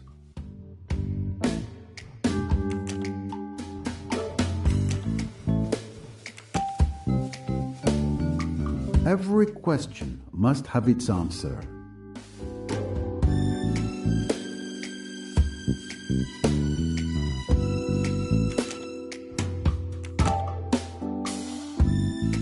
Chapeau.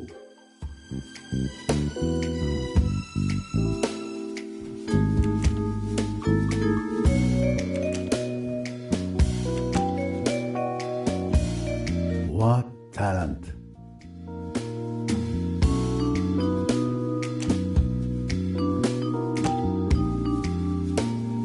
All right. Several testimonies overlap to confirm that Mr. Belfort was never alone from the moment she entered the lounge until this morning. Gun or no gun? There was no moment when she could have slipped away to kill Mrs. Doyle. So Mr. Belfort is the only one who could have done it, but she couldn't have done it. Did I say that out loud? Mademoiselle, Poirot does not believe in flying guns with minds of their own. We are being led astray. But we will unravel this thick mystery. I'm convinced of it. There is still much we don't know. The investigation must continue.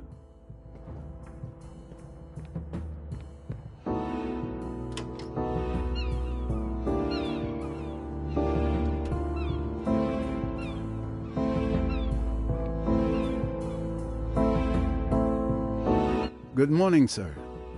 The captain has asked me to investigate last night's tragedy. I'd like to ask you a few questions. Of course. Anything I can do. A bit boring? Staying here, doing nothing? No, it's fine. I look forward to moments when I can peacefully get lost in my thoughts.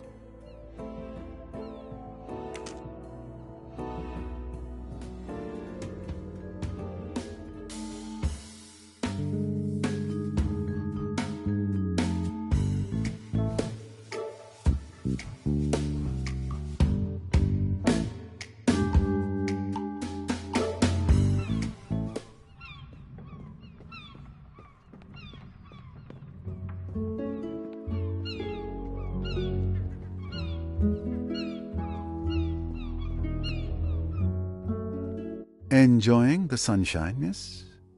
It would be a crime not to, would it not, on such a beautiful day? It's more the tranquility of the place that drew me here. I understand. Don't worry, this will only take a moment. It's rare to see you without your mother. Is it that obvious?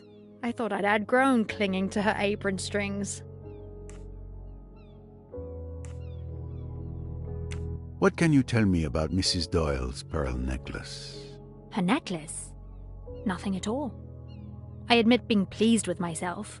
When I saw it, I wasn't jealous. What can you tell me about last night?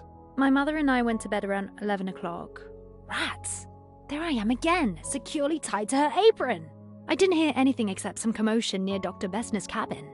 It was stifling in our cabin. I couldn't sleep. Around 1 a.m., I went out on deck for some fresh air. I didn't stay long. I went back to sleep afterwards. I had no idea what had happened until this morning.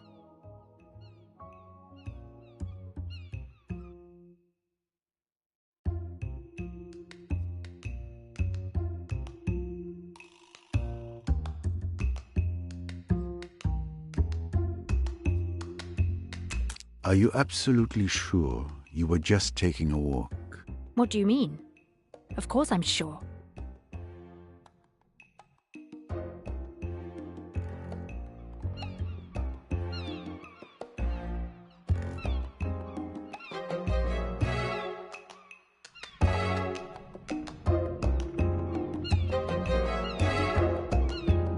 Did you happen to go out on the starboard deck to throw something overboard? But who claims to have seen me? Miss Van Schuler and other passengers have confirmed hearing a splash at that time. Miss Van Schuler, that old busybody? Maybe she heard a splash. I didn't. She still refuses to admit anything. I need to know what was thrown overboard. There's only one thing left to do. Recover that sunken treasure. The steward, Tarek, might be able to help us.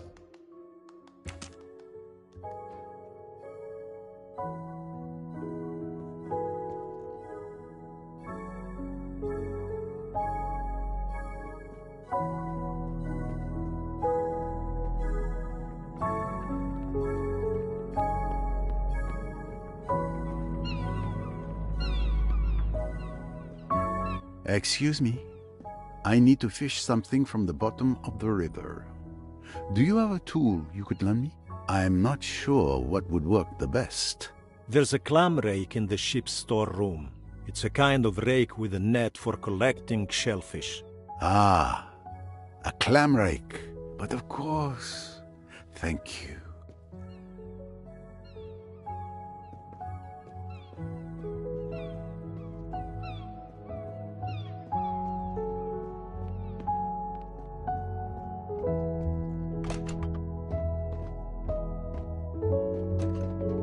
I doubt Miss Royce has ever used one, but I expect she's a fast learner.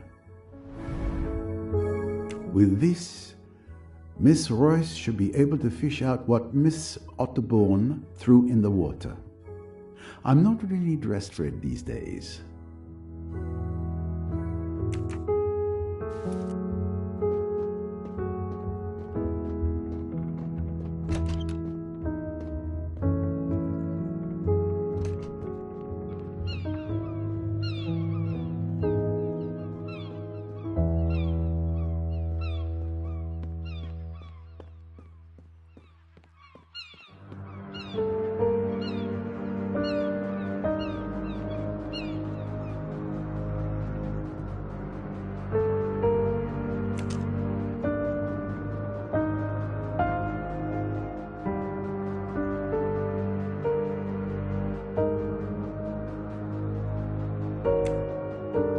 Good idea to convene with Miss Royce.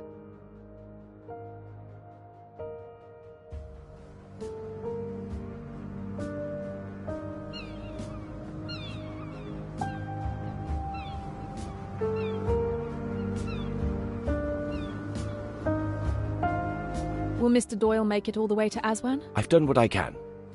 But you have to be quick. He's in a pretty bad state.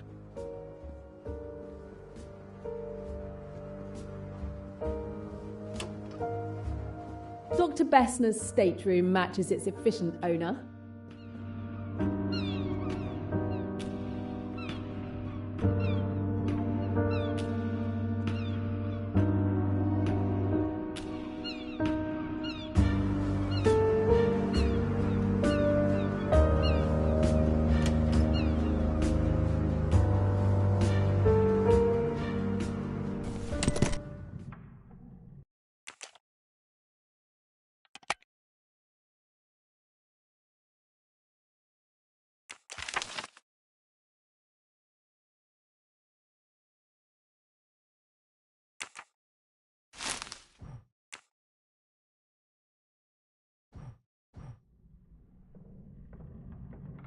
It's strange that these buttons don't do anything.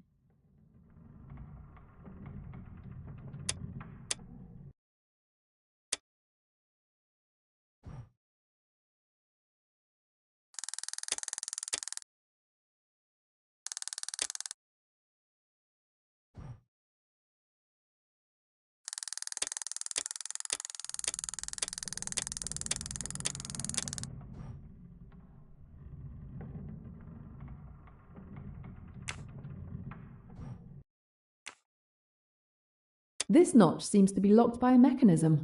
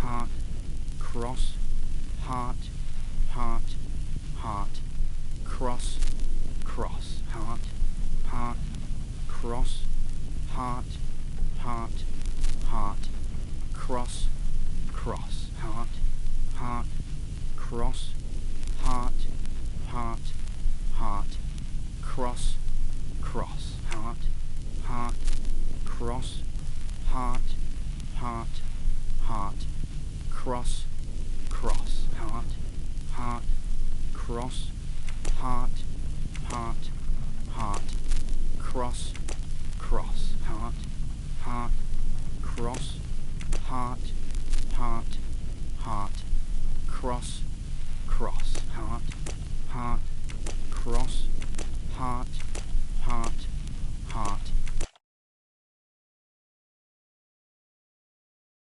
Bingo!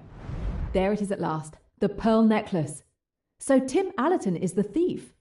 But is he also the murderer?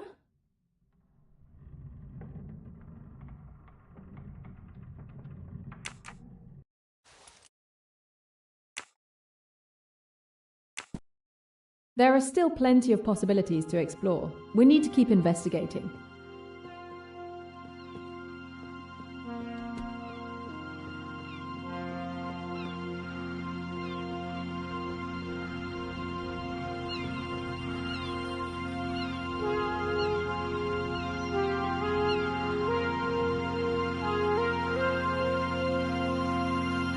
Let's get started.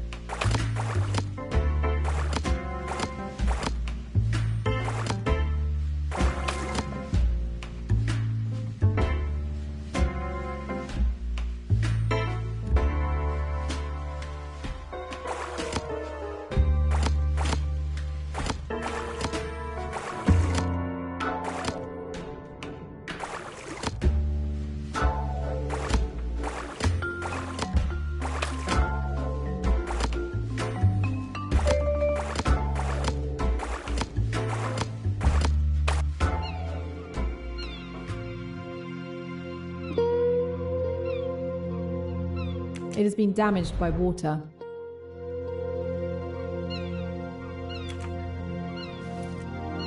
Not very interesting.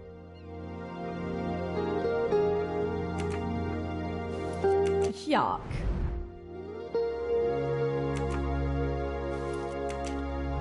Very pretty. I'll just take it.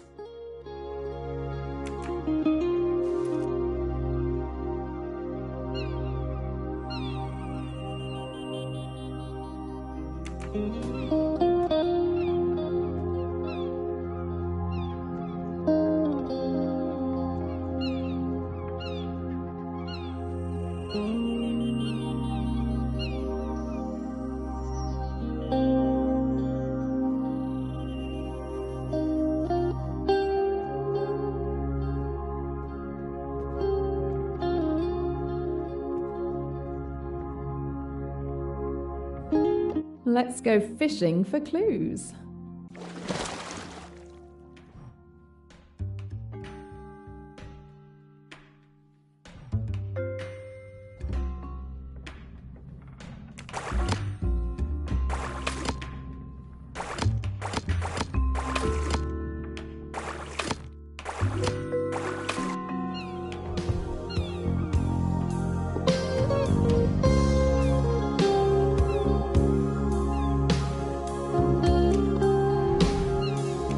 Disgusting. Digging through trash on a river bottom. I'm going to grit my teeth and just do it.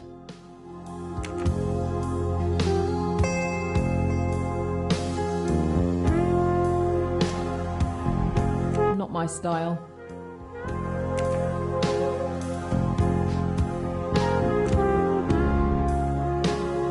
Not very interesting.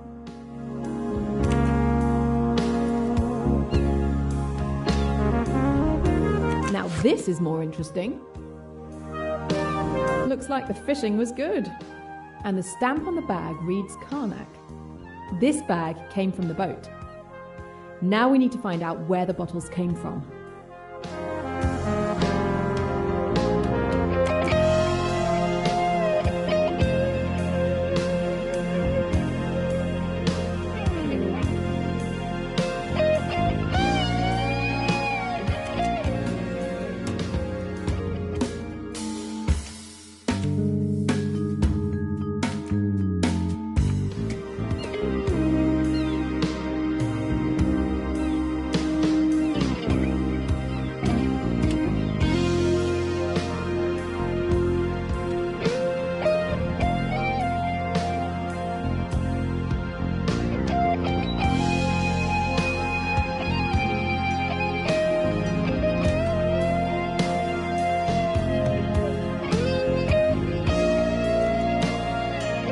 are you doing here? Let me go and I'll tell you everything. No, I don't think so.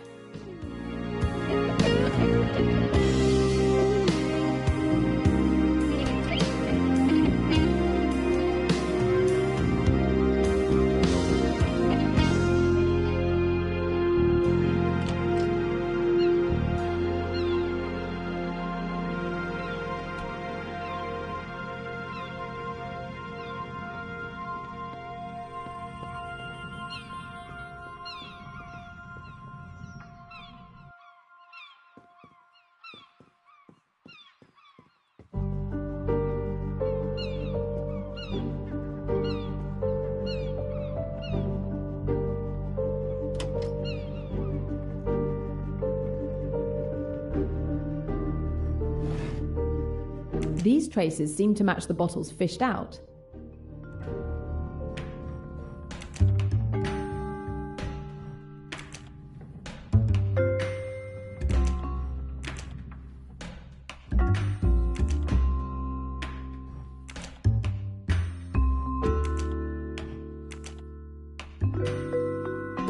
The bottles match the traces perfectly. It can't be a coincidence. The recovered bottles belong to either Salome or Rosalie Otterbourne.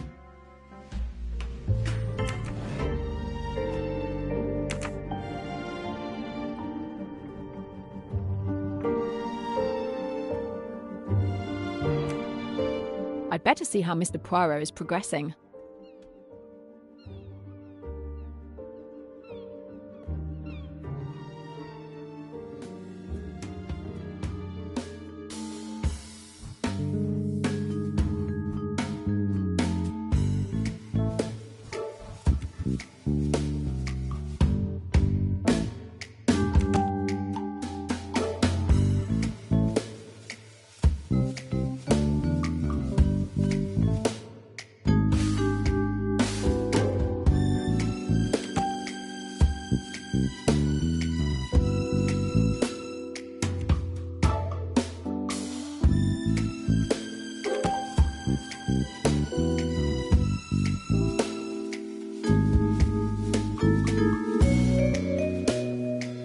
That's logical.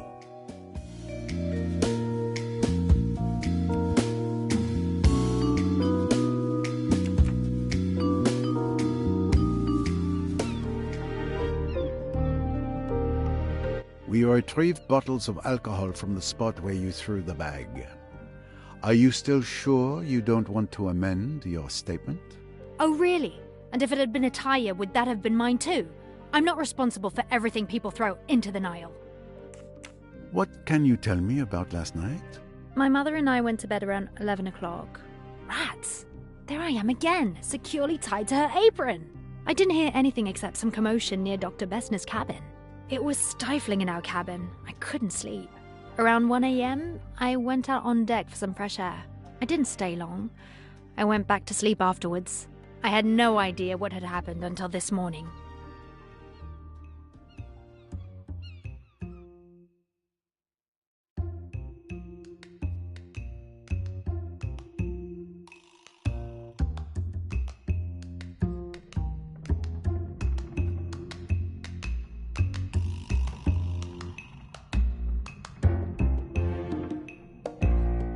Please. I know what you've done. What do you mean?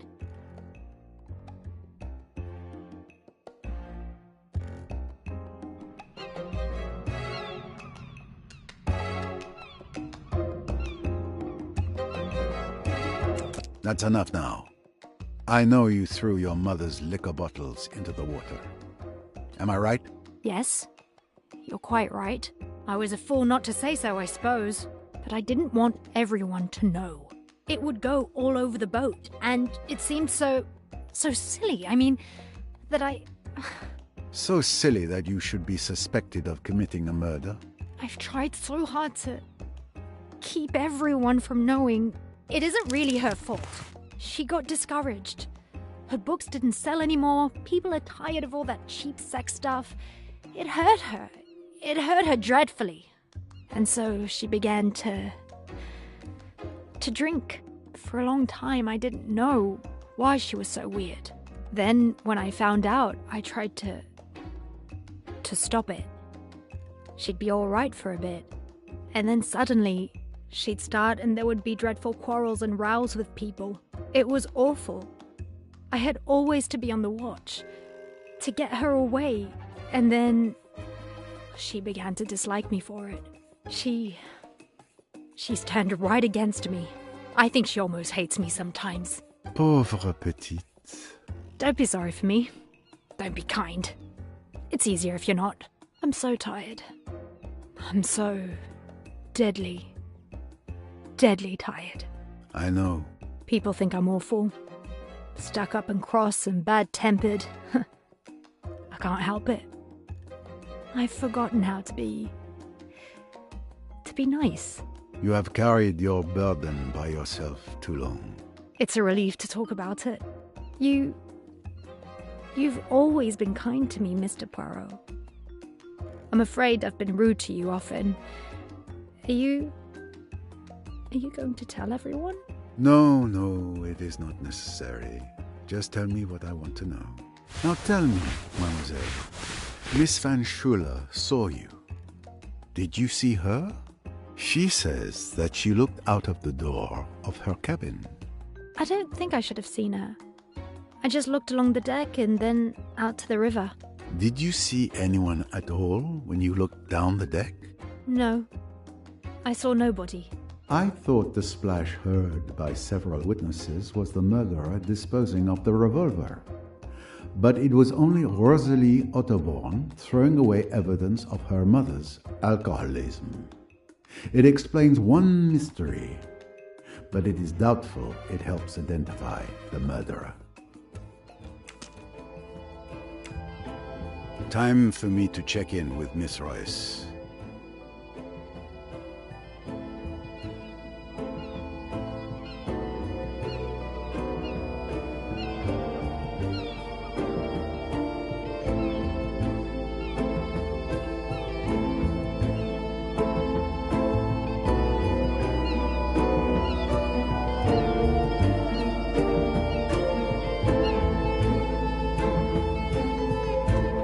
Did you win the game? Unfortunately, we didn't have time to finish.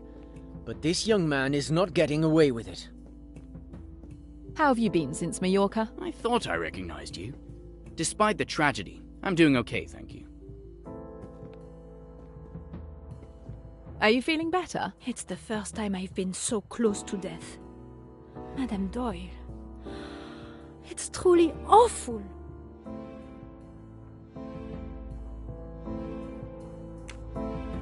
It may be time to compare notes with Mr. Poirot.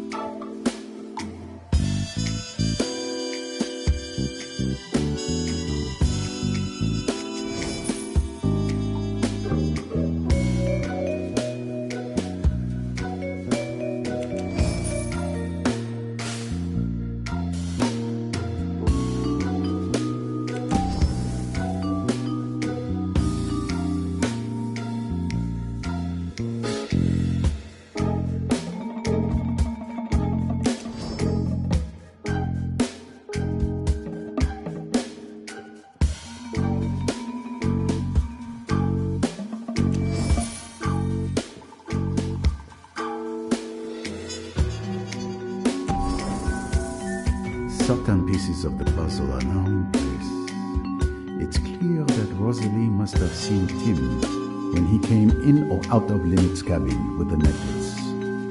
I must confront them.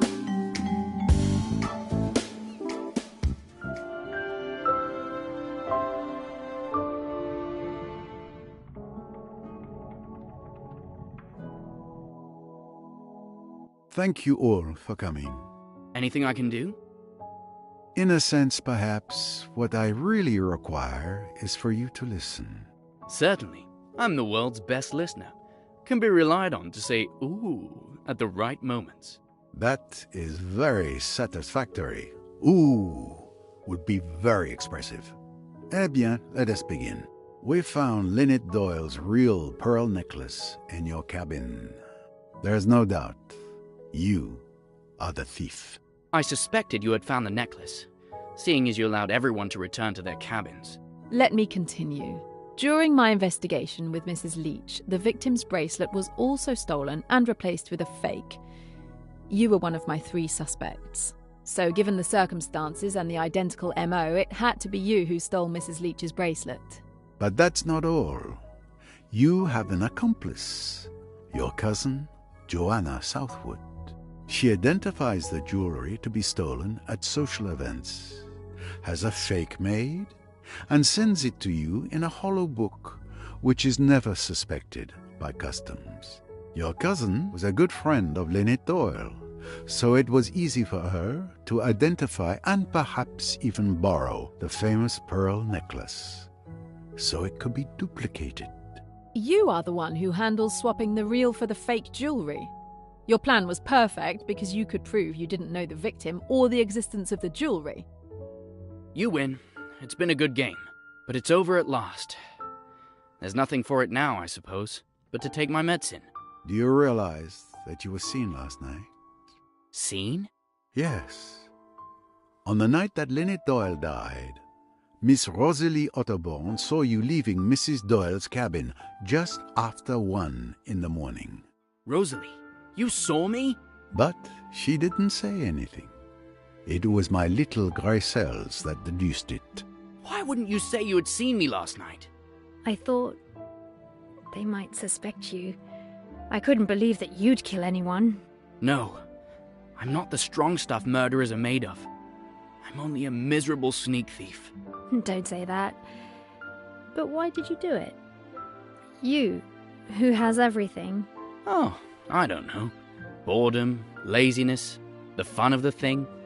A much more exciting way of earning a living than just sitting at a miserable desk all day translating texts. Rosalie, would you... You know what I mean? Would you always despise me and throw it in my teeth? Well, there are things you could throw in my teeth, too. Rosalie, darling. That's very sweet. But there is a very good case against you, Mr. Allerton. I wanted you to realize that. It wasn't I who killed her, I swear! I've been in the most awful stew. To have chosen that night of all others... God, it's been awful. If there's something that could help your case, now's the time to say it. It might be insignificant, but when you asked if I heard anything, I lied. I did hear a splash. Yes, we already know. Rosalie was responsible for that noise at 1:10 a.m. No, it was much earlier. At 12:26 a.m. I was waiting in my cabin for the right moment to move, and I checked the time, and it was toward the bow, no doubt. What? But that changes everything. Not now. Sir, come quickly. There's been another death. The saloon. But no. It cannot be. Jane, come with me. You two stay here. I still have questions.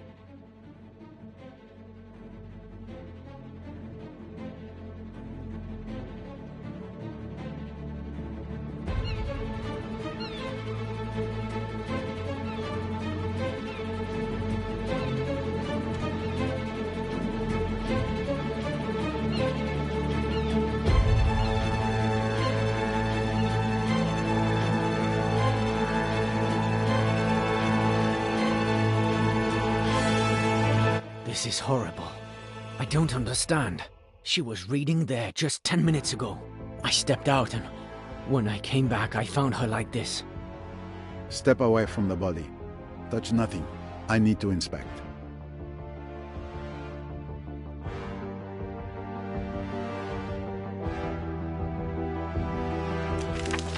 A torn piece of a $100 note in her hand.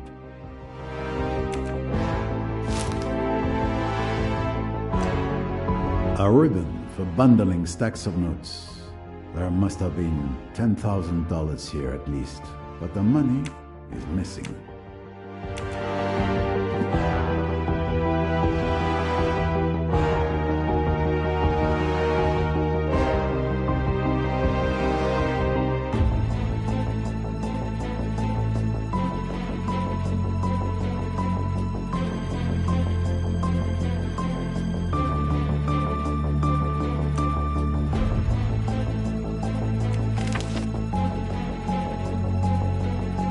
Telegram used as a bookmark.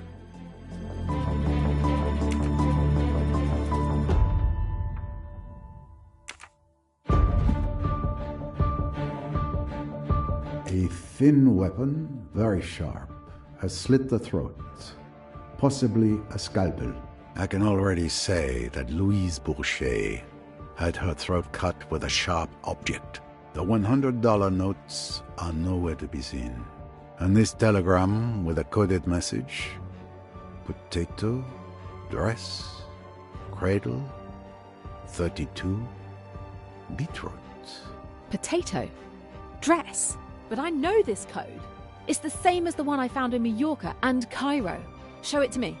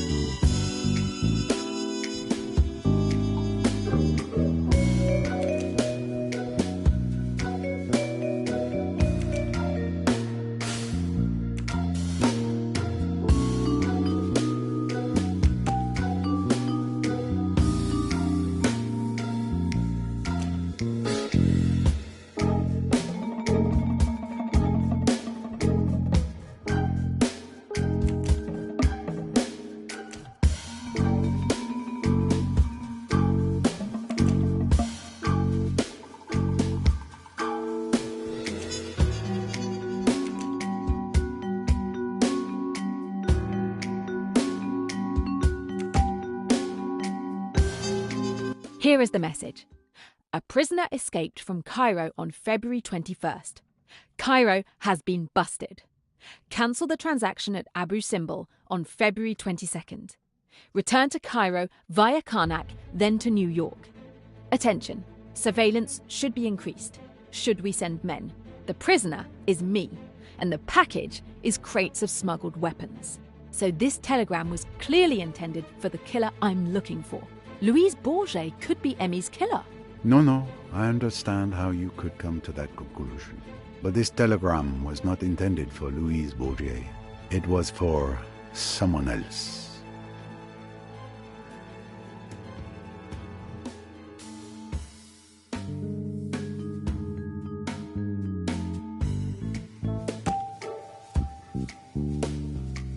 Yesterday, Linnet Doyle mistakenly received this telegram that was meant for Riquetti. When she returned it to him, he was furious that she had read it by mistake. Now, I understand why. Riquetti is your man. Where's Riquetti? He was right there. He's gone.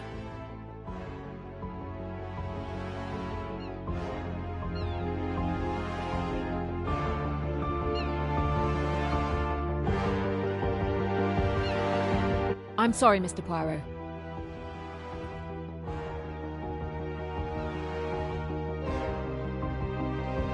Of course. Miss Royce, good luck.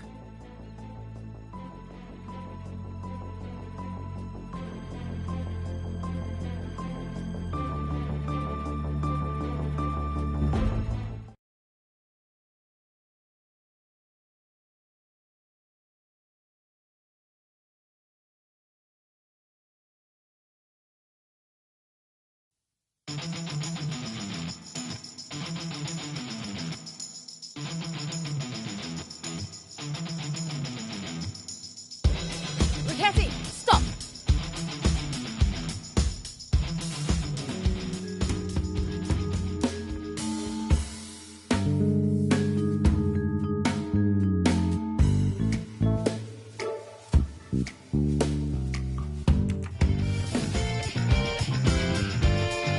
He couldn't outrun the jeep, so he slashed the tires.